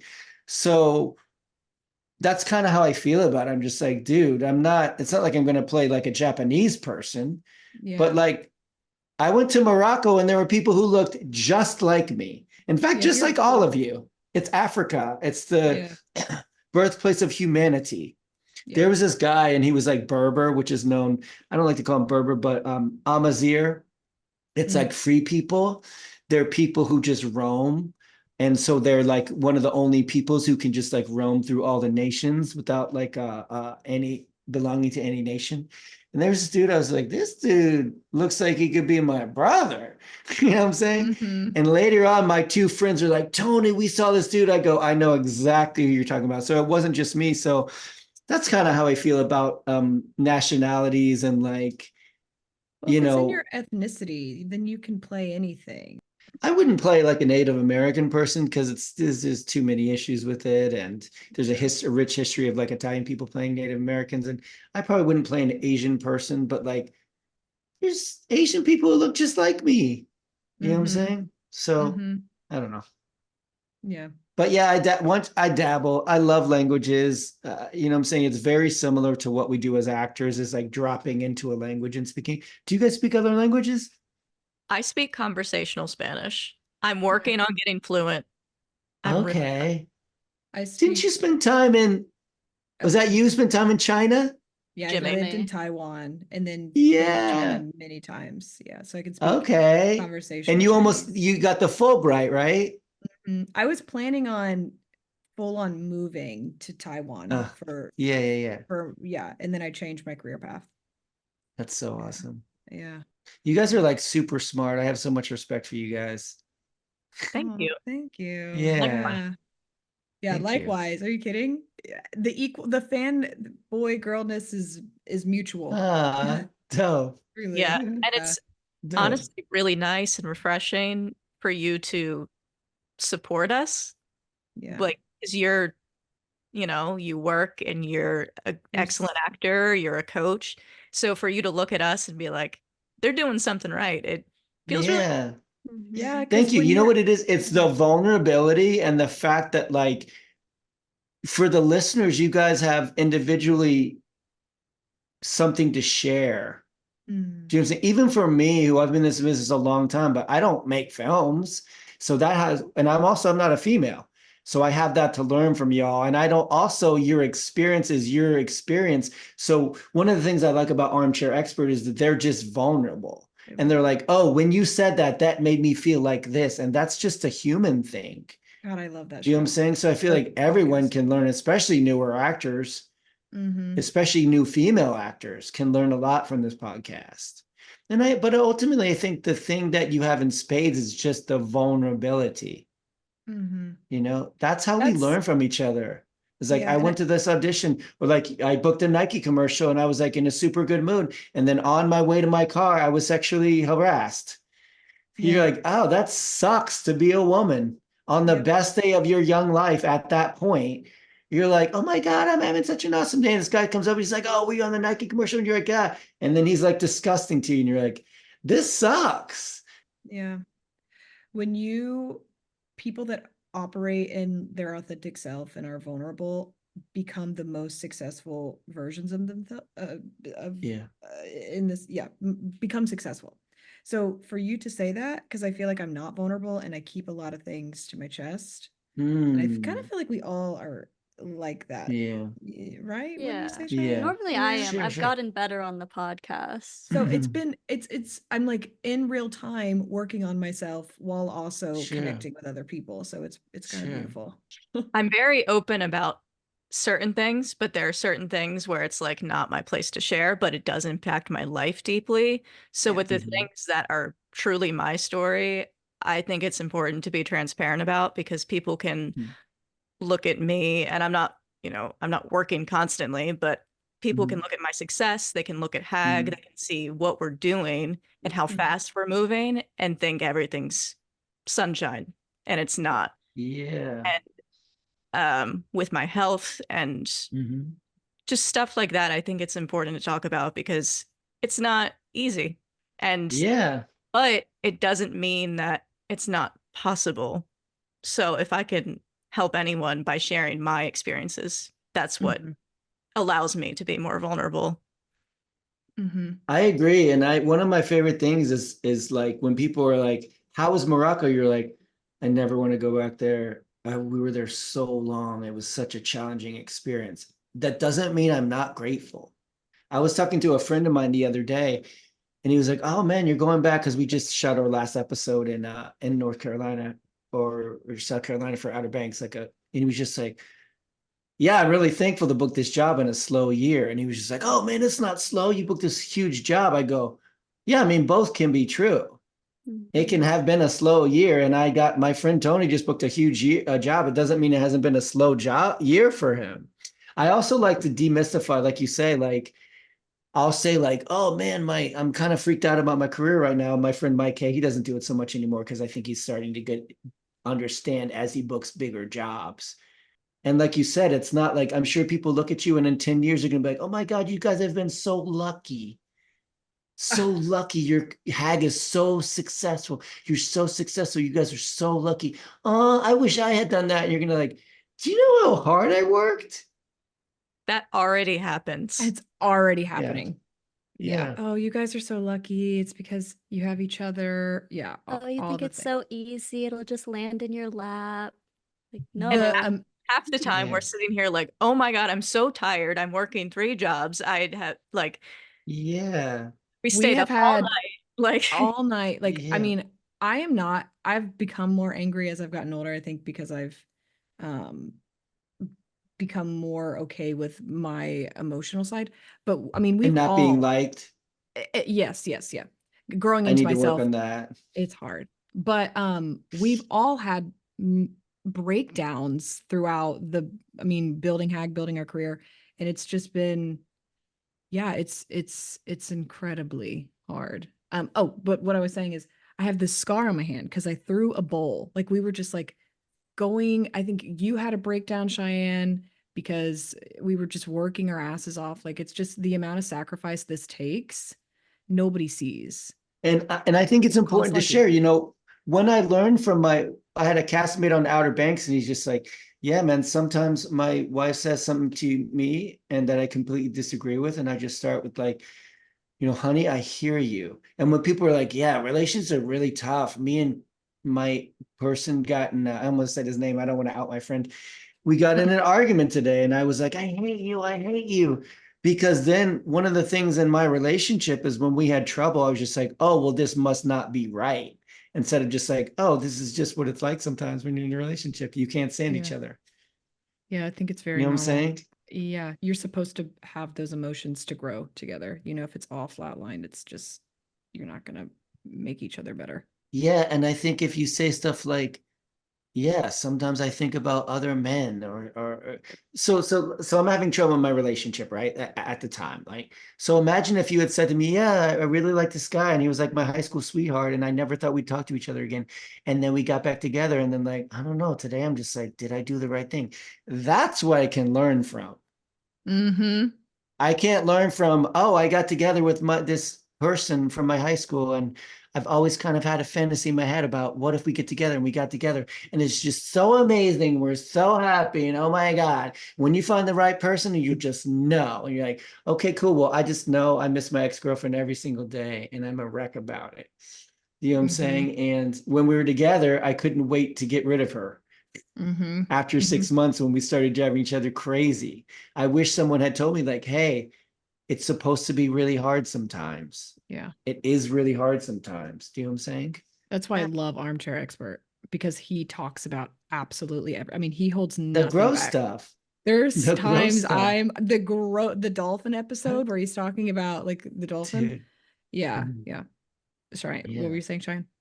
Oh, and a lot of the time, you know, things can be going well and then life happens. Someone in your family dies. One of you gets sick. Yeah. You know, you're having financial issues and you have to find the person who is worth sticking through the hard stuff. And you have to figure out how to navigate that together. And not everyone can do that. Sometimes it's just not the right person. She's the person I want to call when like good things happen to me. And that's what I realized. It took me a year after we dated to be like, oh, I fucked up. She won't return my texts right now, but you know, I don't know what's gonna happen. I'm scared. But I think the comforting thing to me about life is like, if we all booked series regulars right now, and then not only that, but they were like, it was like a show like Broad City where they're like, we want you to write it and produce it and create it, and here's $5 million. And I booked a series regular today where like it's 24 episodes and you play this super fun character, and it's like a script, but it's real loose. We want you to like really make it your own. We're going to pay you $1 million an episode. There's still a genocide happening in Gaza right now. So no matter what, there's no one gets away from like, oh, life is also kind of hard and it's okay and it's supposed to be hard. And so if your relationship is a little hard, it's supposed to be. It's not supposed to be fun all the time. Yep. I'm sure people tried to tell me that, by the way. I'm sure they did. I just, you know what I'm saying? But that's what I like about this podcast is you guys are like, yeah, and this happened. And I thought I was never going to act again. And then because there's someone out there right now who's just like, no, I'm really good at languages. I think I'm going to go in the Foreign Legion. And then somebody's going to be like, oh, but what about acting? You're like, oh, but that's a kid's dream. And then they listen to your podcast and she's like, maybe I should go be an actress. Yeah. You know? Yeah. I felt so like whenever, because I follow all my Fulbright friends on social media, and I was so scared. You got a Fulbright, you're so smart. I was scared to tell them that I was wanting to pursue acting, and I remember like exactly so long because it was just like, oh, I'm not perceived as the academic anymore. I'm the artist, and it was so hard to make that transition. And also, you know what's hard about becoming an actor is like, oh, you must really think you're something special, huh? Tony the actor. Everyone look at Tony. He's so great and so cool. We all should look at Tony because he wants to be an actor. That's fucked up. You're just like, man, I just want to tell these stories and portray these characters, man. Oh, I don't care. Yep. Yeah. And additionally, I feel very strongly that it's probably what this is a gift that the universe gave us to come express ourselves. Absolutely. And so now not only do we have to do this thing that's really hard and financially challenging, but we have to deal with the fact that like, oh, well, doesn't Emily think she thinks she's so pretty. She's going to be a famous actress. She thinks she's like, what's that woman's name? Jennifer. She's the young Jennifer Aniston. You're just like, hey, man, the universe literally put a gift in me and I just want to express it. And you're making me feel guilty about it.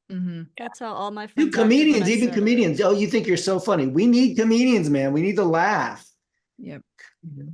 Isn't that you guys feel that way a little bit? Yeah, like I started wanting to act when I was like 12, and all of my friends acted that way around me. They're like, oh, you think you're so cool, you're so special. And I'm like, no, I just like playing make-believe. Like, what do you mean? We don't say that to doctors. Cheyenne wants to be a doctor. She thinks she's so smart. We're like, oh, wow, you want to be a doctor? Oh, it's really hard. That's so cool. That's going to be so great. Yeah. Well, why don't we do that for doctors? People want to be in the army. Oh, you want to be a general? You think you're a tough guy? They were like, oh, that's so cool. You want to be in the army. Oh, you want to be an engineer? You must think you're so smart. Why don't we do it with that, you know? Same gift, came from the same place. Yep. Yeah. That's because people look at art as trivial. Like it's always going to be something that, and I think it's because maybe they're threatened by it. Maybe they want to do it, but they're afraid to follow it. But it just doesn't. I think it also seems really hard too, and it seems far away. Like it's outlandish. All the famous people or other people. Mandy Moore came from like Winter Park. I know. Mandy Moore grew up in Central Florida. all these people are from like normal places. There's very few people who are like unicorns of like, oh, you were born and raised in LA. And like most of us are like from the middle of nowhere. Yeah. But I think they're trained that it's not a real job because the system wants employees. It doesn't want absolutely. management. Well, yeah. We could go there too. Yes. Yeah. Absolutely. Just like in the Army. The Army doesn't want leaders. The Army wants followers. Yep. Until you're in 25 years and then you get to be a leader. But then how do you do it? Because you've been following the whole time. Yeah, you got to do the groundwork. Yeah. Yep. Yeah. I was an officer and they wanted me to like shut up and do it the way they wanted me to do it. And I was surrounded by some really cool people and some not really cool people, you know? Yeah. What years were you in the Army? So I did RTC, but basically like I did my basic camp in 96 and then I got out of the Army at like just before 2000. Yeah. I was wondering if it was post 2011 or 2001. It was, dude, all of my friends who stayed in, I got an early out, thankfully, because we were in peacetime, but all of my friends who stayed in, like it just crossed over to where it would have been my last 6 months. And they did what they call a stop loss, meaning no one's allowed to get out. Yep. So I'm so thankful. But, you know, I feel like the universe has a way of like getting you to where you're supposed to be. I was like a square peg in a round hole. Is that what they say? And so even like in Atlanta, I was like, I'm not vibing right now. I'm not vibing right now. And I literally woke up here today and I was like, I feel like the universe pushes you to where you're supposed to be. Just like LA. I was like, oh, I hope they come to Atlanta because I want to be friends with you guys. And you guys are like, no, LA. Yeah. No, definitely. I just submitted for something that shot in LA. I was just like, oh, it didn't pay a lot, but I was like, whatever, I'll go visit my friends in LA. Yeah. Cheyenne's going to be here in a month. Oh, cool. Like 2.5 weeks. Oh, I guess it is in 2.5 weeks. Yeah. Where are you guys going to shoot the feature that you have coming up? Huntsville. Okay. I actually love it. And I love it that you were just like, this doesn't work for me. We're going to do this our own way. Yeah. Do you know what I'm saying? I think it's super important. I don't think Uber is an amazing company, but certainly they're a lot more affordable than taxis. Do you know what I'm saying? I think sometimes people I think there needs to be other options. I love it. Yeah. I love it. I'm just like, yep, that's what happens when you don't do things the right way. Other people come and be like, actually, we're going to do this the right way. Yep. Yeah, disruptive. That's a good word. Yeah. So to wrap things up with Tony, we have 3 questions that we want to ask him. And the first one is, what would you be doing if you weren't an actor? It's so funny. I was listening to your podcast yesterday and I was thinking about this, not in preparation, just because I always think about it. You know what I would be? I would be a stage hypnotist. Ooh. I think it'd be so fun. And hypnotist kind of feels like magic. And if not that, then I'd be like a snowboard instructor or a surf instructor somewhere because I can't do, life's too short to have some whack job. Okay, so what is a what is a stage hypnotist versus just like a regular hypnotist? Well, I think hypnotists, like they do a lot with therapy now. They do. Yeah. But a stage hypnotist, you kind of do it as a show. Oh. And I just think, I mean, it's what we do. It's performing, but I was about to say that's still performing. Yeah. I mean, I feel like it's different enough to where, there's like, there's a bunch of performers and comedians and like show people. And then there's people who are like, these are hypnotists. And there's like way less, you know what I'm saying? Especially if you're really good, you know what I'm saying? Like mentalist and hypnotist and stuff like that. I feel like they'd be I feel like it's kind of like learning magic a little bit. Yeah. I've never seen the performance piece of it. I've seen it in therapy. My mom did it a little bit for therapy, but I've never seen. I think the idea is that, we're operating, and most of us are operating in a state that's pretty fake. How are you doing? I'm fine. What's going on? Oh, I'm going on the boat this weekend, blah, blah, blah, blah. And so Meisner breaks down those walls. I've been in Meisner. I'm sure you've had similar experiences where you're just like, have you ever had an experience where you feel like God's talking to you through the other person and you're the other person talking to yourself? That happens in Meisner sometimes because you get so deep. You're like, this is like mind blowing. I feel like I'm on drugs right now.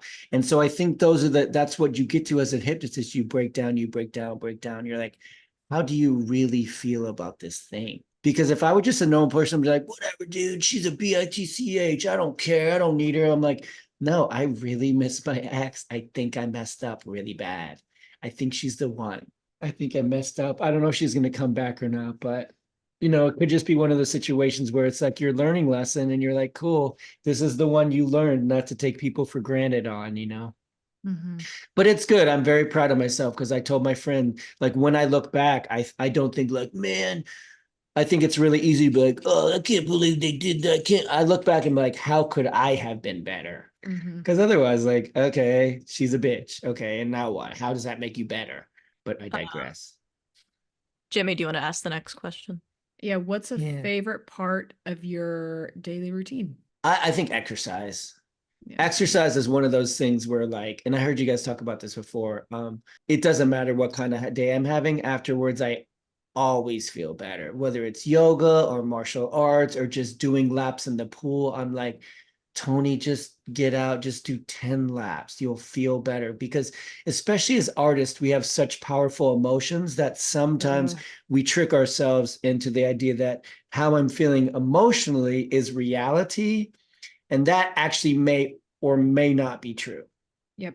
It might be true. That person might be upset at you, and you might just need to go like get some anxious energy out. I was joking with some people on, like I said, I never talked to the main cast, but it happened to be like the three of us right there. And I couldn't tell you exactly who it was. I think it was Chase. And anyway, it was Maddie and whatever. And sometimes I'm like, do I have ADHD, anxiety, and depression? Or am I just an actor? And she was like, yeah, man, I'm a triple threat. I was like, funny. Dude. So I think we have to do whatever we need to do to get those things in check. Some people need antidepressants, exercise, therapy, martial arts, all those things help me feel in balance. I'm actually going to go work out at 7 because I feel great, but I'll feel even greater after that, If I don't move throughout the day, like if I don't have I'm a runner, so I'm running after this. If I don't get to do that, I'm all of my rage comes out in other areas of my of my life, because I just physically need to release it. So I feel the exact same way. It's the one time of the day that's mine, and I just get to let everything go and be in my body. It's the best. Yeah. And one of my friends, Claire, said this. She's an actress. She said, basically, I'm paraphrasing, but there's somebody famous said, like, actors are creative. So if we don't get to be creative that day, we're going to create scenarios, and usually not good ones. This person hates me. I talk too much. I shouldn't have said that. And at the end of the day, dude, like, no one cares. Even if a million people listen to this podcast in 3 days, and I said something super off the wall, in 3 days, somebody else would, in 1 day, somebody else would be like, do you see? Like, it doesn't even. Andy Richter he worked on a show on TV on Conan, and he would just tell the people, it doesn't matter. No one's going to remember this tomorrow. Just talk about your movie and have a good time. No one cares, dude. That's so funny you said that. We were hanging out with a bunch of comedians on Saturday. They're like influencer comedians who are so funny. Their banter is so fast. We were like improving at this bar. And I felt so uncool and so unfunny. And I have been thinking about it since I got home, and I was at 2 a.m. reading on Reddit how to be more funny. And it's like, you're so right. I mean, I was in my head and it was fine, but like, it's just like, you're right. Like staying in your head, staying stuck in that creative space that you're pushing, good or bad. Yeah. And if I can give you a little bit of like piece for that, I started in comedy, and I can operate, I could have operated in a state where I'm performing, and this whole interview was just me doing one-liners and jokes, but like, you're probably a little deeper than that though, right? Oh, definitely. You know what I'm saying, dude? You're right. You know what? That made me feel better. Yeah. Yeah, because when I get around comedians, I'm like, oh, these are like really funny, but their price for being that funny is they have to live in that state where they're just constantly making jokes all the time. That's not actual real connection. That's very true. Yeah, you're right. Yeah, that's very true. Yeah. That's why I became an actor and stopped doing comedy, because I was like, oh, I want something more than just like, looking everything like, where's the joke? Life is not a joke. And a lot of comedians go through huge transitions in their life where they're like, oh, I need to actually like, who am I really? Yeah. Because all I ever do is make fun of shit. Yeah, but just have a bit. Yep. Yeah, everything's a bit. And Whitney Cummings had a big thing where she's like, oh, I'm really toxic. I need to figure out what's happening with me. Yeah. You know what I'm saying? But you're right. Everything's a bit. In fact, I find those people really difficult to talk to. And I don't mean really funny, but they need to be able to be really funny and then also can have Yeah, I felt it too. Like, what are you guys on coke? Are we doing a show right now? Or like we were doing an improv show at the club. Would you guys find me more or less charming if I cracked one-liner jokes the whole time? I would hate it. Way less. Yeah. Way less, right? Especially Cheyenne, she'd be like, "What did we exactly?" Yeah, Cheyenne would That's what actors love armchair experts because they just get to come on and be like, "Did we talk about anything? I don't even think we talked it." I feel like we just talked about ourselves the whole time, and I loved it. Yeah. Emily, do you want to ask the last question? Sure. So what's the best piece of advice you've ever been given? Great. Thank you for asking this. When I used to go to auditions and when I was first starting out and I was like really nervous, my brother would just be like, just be yourself and have fun. Doesn't matter. You're going to book it. You're going to not book it. Just be yourself and have fun. And I think that's such... If Halle Berry hasn't made it yet and hasn't gotten the feeling like I've made it and everything's okay, I'll probably never get that feeling. Yeah. Because it means it doesn't exist. Unless we rework the feeling to be like, I'm so glad that I got to do this podcast today. I don't want it to end. When I did the Get Seen podcast, I was like, this feels amazing. It doesn't feel less amazing just because Zach Shepard and Monica Padman aren't here. It's the same amount of amazing. I like talking to people and being myself and sharing ideas and being truthful. Yeah. So if I'm doing a scene with Emily and Emily's right for the part and I'm right for the part and we're vibing, we're having a great scene, it doesn't get any better just because now I'm doing it with Scarlett Johansson. It's just a different version of the same thing that I love.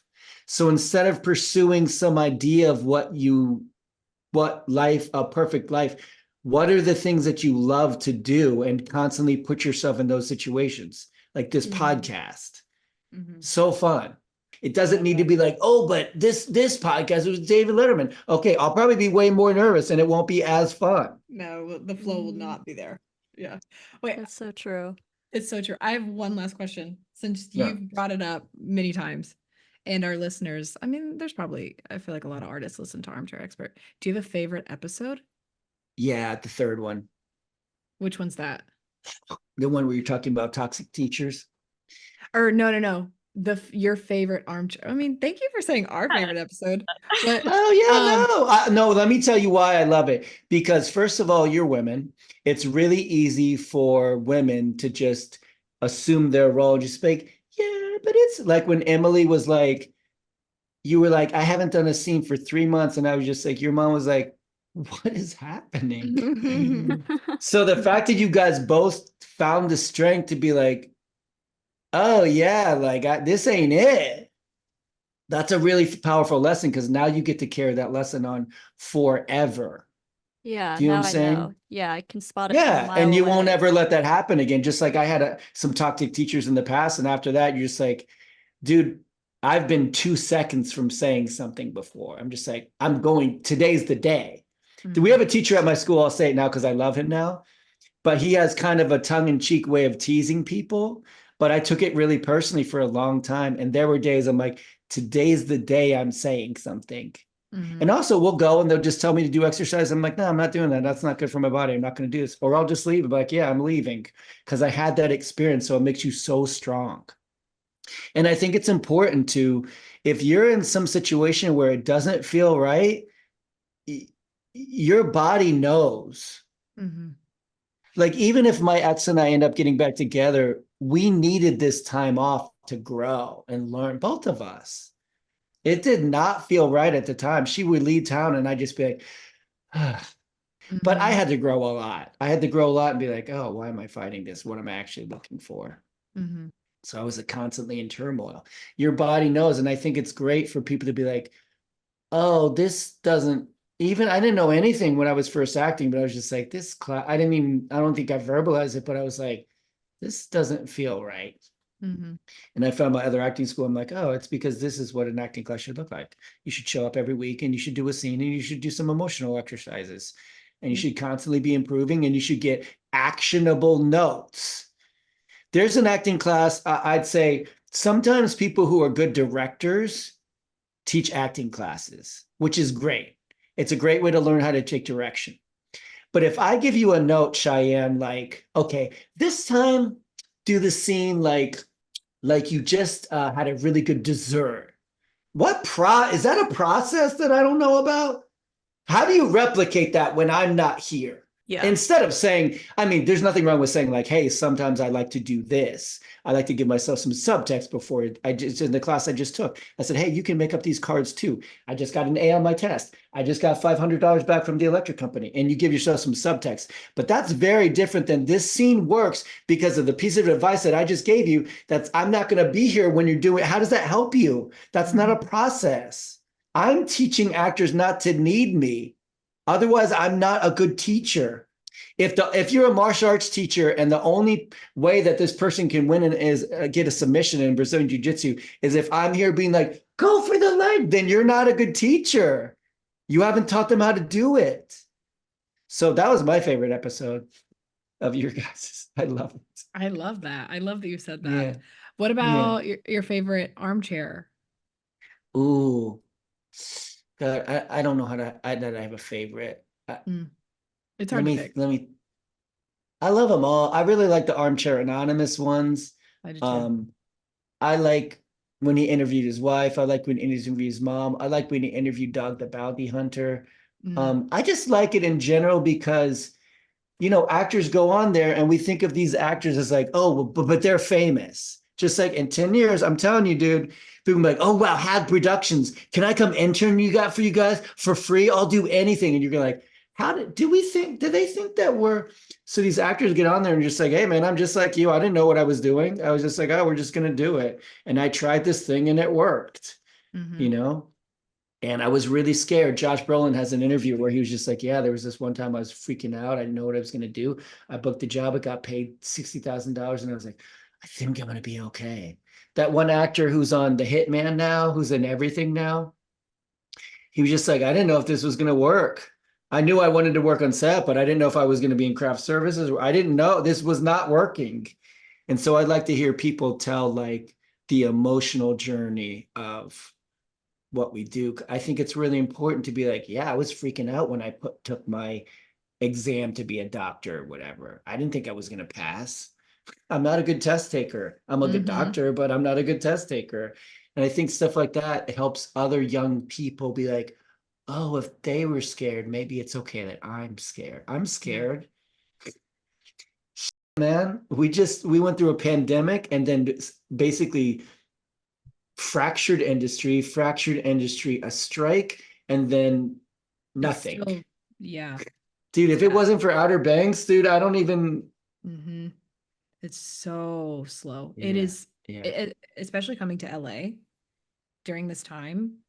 The industry is just non-existent right now. Yeah, and everybody's union out there, so it's not like there's any non-union commercials or anything. I mean, I'm union, but you know, people must be freaking out there, right? Oh, they are. That's why there's so many content creators, because people, it's the only, you know, it's the only way that they can create opportunities for themselves. Yeah. I heard you talking about that yesterday. I do think it's important. I think it helps people. Like sometimes the universe pushes you to be like, yeah, I need this person to be a writer. So I'm going to slow things down a little bit. I'm going to put them in a corner because I feel like, unfortunately, sometimes that's the only time we grow in this world is when we slow down, are pushed to.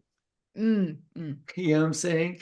Because if the universe doesn't make you, if everything's fine in Atlanta, it's like, okay, cool. You're just going to stay here forever and just wish you were in Florida, you know, but the universe makes it really uncomfortable. So you're like, I think it's time to go. Yeah. I think my life could be even better. Yeah. You know, I think that's a great. Can I ask you guys a question? Yeah. Oh. I'll ask you guys one question. What's been the most memorable or formative moment of your journey so far? In acting or filmmaking or either? Yeah, both. And this crazy, like basically artistic endeavor, impactful, momentous, or just transformative.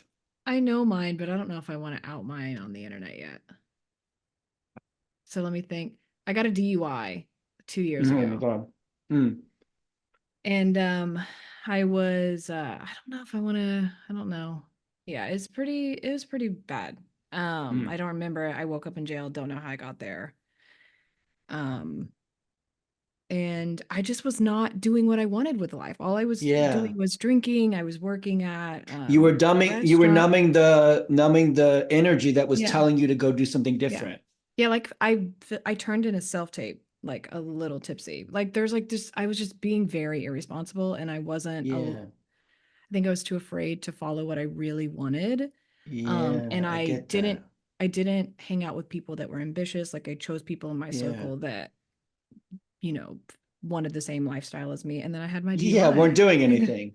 They weren't doing anything. Numbing, right? Numbing themselves. Yeah. Yeah. And it was very traumatic because imagine waking up in jail and not knowing how you got there. Oh my God. Yeah, it's so scary. It is terrifying. And I totaled my car. My car went under the other car. Totaled my car. Crazy. Don't remember it. I showered in jail. I was there for 2 days. I didn't even know I got in a car crash. And then we went to pick my car up to go home, and it was totaled. Oh my God. And I went to shower. I was covered in bruises, and I just didn't see it in jail.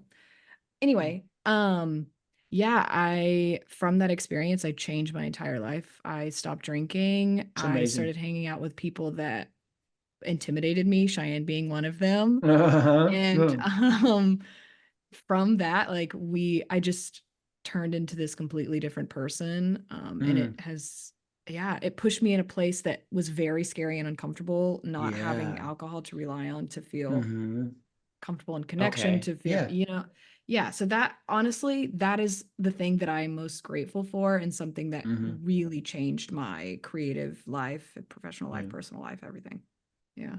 That makes me like you a million times more. Yeah, it was, I mean, like if you look up my name, it's like the girl's husband that I hit, like said something about me on Facebook. Like it was bad. Is the thing. Yeah. Yeah. But that's good. I mean, what I'm trying to say is like, we always think like, I wasn't going to say the thing about calling the kid a little girl, but I'm like, I mean, that's the truth of who I am. And I feel like those are the things that we can really, somebody's going to listen to this and be like, oh shit, so maybe I'm not a fuck up. Maybe this is just what we do as humans. We basically don't act and we don't act and we don't act. And you're like, oh, I hate my life. What am I doing? And sometimes the universe has to hit you over the head a little bit. You know what I'm saying? Oh, it did. Yeah. It did. That's insane. It's a wild ass story. Yeah. But I feel way more connected to you because you told that story. Okay, good. Because I'm pretty open about it with my circle. Like I talk about it a lot, but I think with people that don't know me and I don't know how they perceive me, especially online where I can't control how people see me. That's their problem. Yeah, I know. Nobody who knows themselves is going to say anything negative. They're going to like, you're so brave for sharing it. Anybody who has anything negative to say about anyone has problems. Yeah, that's mine. So you guys want to go? Yeah, I think there's quite a few, but the one that really resonates with me, when I was 12, my sister got pregnant as a teenager, and my nephew coming into my world at that age completely changed me forever. And I was so young, but suddenly there was this I had never been around babies before, and I just fell in love with him so deeply and immediately. And I helped raise him while I lived there. I'm currently living with him again right now. And it's just, I don't have children, but like that level of love changed my life. That's nice. That's really nice. Yeah. It is beautiful. Yeah. You have this very protective nature about you. Yeah. She's a wolf. She was an animal essence. He would be a wolf. Or one of those birds. Yeah. So it was just like that formative time of 12 for some reason, it just really, it hit differently. And my home life was in a weird spot, and it was 2008. So the economy crashed, and it just, his little life put so much into perspective in my very young mind. That's beautiful. Yeah, that's really nice. Yeah. Emily? What about you, Emily? For me, I don't know. I like kind of grew up like acting and everything. And like as a child, like my first 5 years of acting and stuff, I was very brainwashed, I think. And like I was like had no lens. I was just highly motivated, like highly going. And like I wasn't like acknowledging like bad things that were like happening around me and like bad experience that I had like with teachers, with like being on set, with like older men being weird towards me. And then when I was like 18 or 19, I realized all of it. And that just like kind of flipped a switch in my brain. And like I kind of just spiraled from there, like realizing like, wow, that was the last 5 years of my life. And here I am. I went through all of that and I don't really even have a career yet. And that was like a crazy thing to like finally realize and like accept that like, oh, this stuff happened to me and like that probably was traumatic. And so I like kind of just like went off the deep end for like a year and like I didn't really audition. I didn't really do anything. Like I just stopped acting for like maybe 6 months. Like all I did was like go to my acting class every Wednesday. But other than that, I was just like going out every night, like hanging out with people that I shouldn't have been hanging out with, like partying and stuff like that. And then there was like one night I like went to a party the night before and it was like the night before a table read and I was wildly insanely drunk, like so messed up, and I showed up to the table read extremely hungover and I was like, what am I doing? I was like we got to move on from here, like this isn't it, like is this like what your life built up for, is for you to just throw it all and like to the trash? And so then like from there I like had to like rebuild myself and like learn like how do I use my experiences, like how do I accept it, how do I move on, because this isn't the lifestyle I want. Like I still want what I've been working towards my whole life and like it sucks that that stuff happened, but like just learning how to move on and use it and keep going down the right path, that was like really formative because that was like my childhood. So moving on from there, that like really formed me, and like I'm thankful for it now because I've learned from it, and like now I have like these boundaries and these standards that I will never break, and I can spot bad situations from a mile away, and like I can protect others, I can give others guidance. So like I'm not mad about it happening as much anymore, but I've worked a lot on that because it made me very mad for a very long time. So just that really formed me into who I am today, because which I'm thankful for it, because I wouldn't be here if I didn't build that backbone. Sure. No, yeah, I mean, I think that's really good. You know, my stepdad was like an asshole. So, but you know, the result is I'm really confident. I'm very protective. I believe in justice. I train martial arts. I always try to help women. Do you women, you know how to like defend yourself if you need to, right? Please say yes. If you don't, please find someone to show you how to do it. Yeah, I'm learning. Well, I took a stunt choreography class last week, which that's not really fighting, but I know how to punch now. So I'm learning though. I want to like learn boxing and stuff to defend. Yeah. Sure. Eye gouge, elbow, headbutt, knee to the groin. That's basically all you need to do. Some guy comes up, you poke him in the eyes, elbow him. You can literally knock someone out accidentally. I'm sure from being around a child. How many times did your nephew accidentally elbow you in the... Yeah. You know what I'm saying? You cannot even mean to. Headbutt, especially you're probably shorter than most of the men you would be interacting with. If you just go like this in someone's head, it's like they don't want to mess with you if you fight back, is what I'll say. People don't want to mess with people who fight back. I need to learn. You know what I'm saying? You go like this to someone's eyes, he's like, you're running to your car. And he's fine. You're not going to poke his eyes out. You just go like this and then run. I'm sorry that you had a hard experience, but you know, unfortunately, it's the tough experiences that make us like strong and brave. And no one can tell me shit, because my stepdad used to tell me I was a piece of shit and not so many words, and now I'm like, I reject that. But that's kind of what you need. You need that in acting to be like, hey, I know this is good. You cannot like it. You cannot cast me. I know my work is good. I also know when it's not good. So yeah, that's so true. Know. Yeah, you build from it and you become better. Yeah. And not now I'm also like, it's maybe someone who's very protective of other people and also of myself, where I'm just like, hey, buddy, I don't know what you think is going to happen today, it's not going to end well for you. Do you know what I'm saying? And so I think whatever you give through that gives you that strength is kind of like, sucks, but it's awesome. Yeah, it does. Well, this is awesome. I wish we could do it again tomorrow. I know. Just put it on retainer. Yeah. Thank you so much, Tony, for coming on the podcast. Thank you. This was such a great conversation, and I know the listeners will get a lot out of it. We'd love to have you back sometime. Jimmie, where can they watch or listen? Apple Podcast is coming, so please hold on and brace yourselves, people. It will be here in a couple weeks. But you can find us at the Hags Podcast on Spotify or Hags Production on YouTube.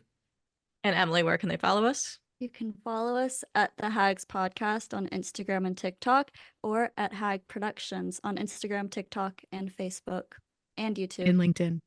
And LinkedIn. True.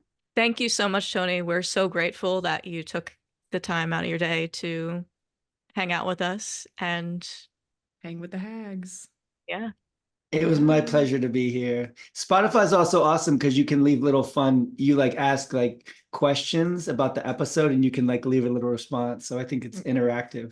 Yeah, you interact with us, people. On this episode, we're gonna drop some questions and I want some responses. So well, it's fun because when you're listening to a podcast, you're like, if I were there, I would have said.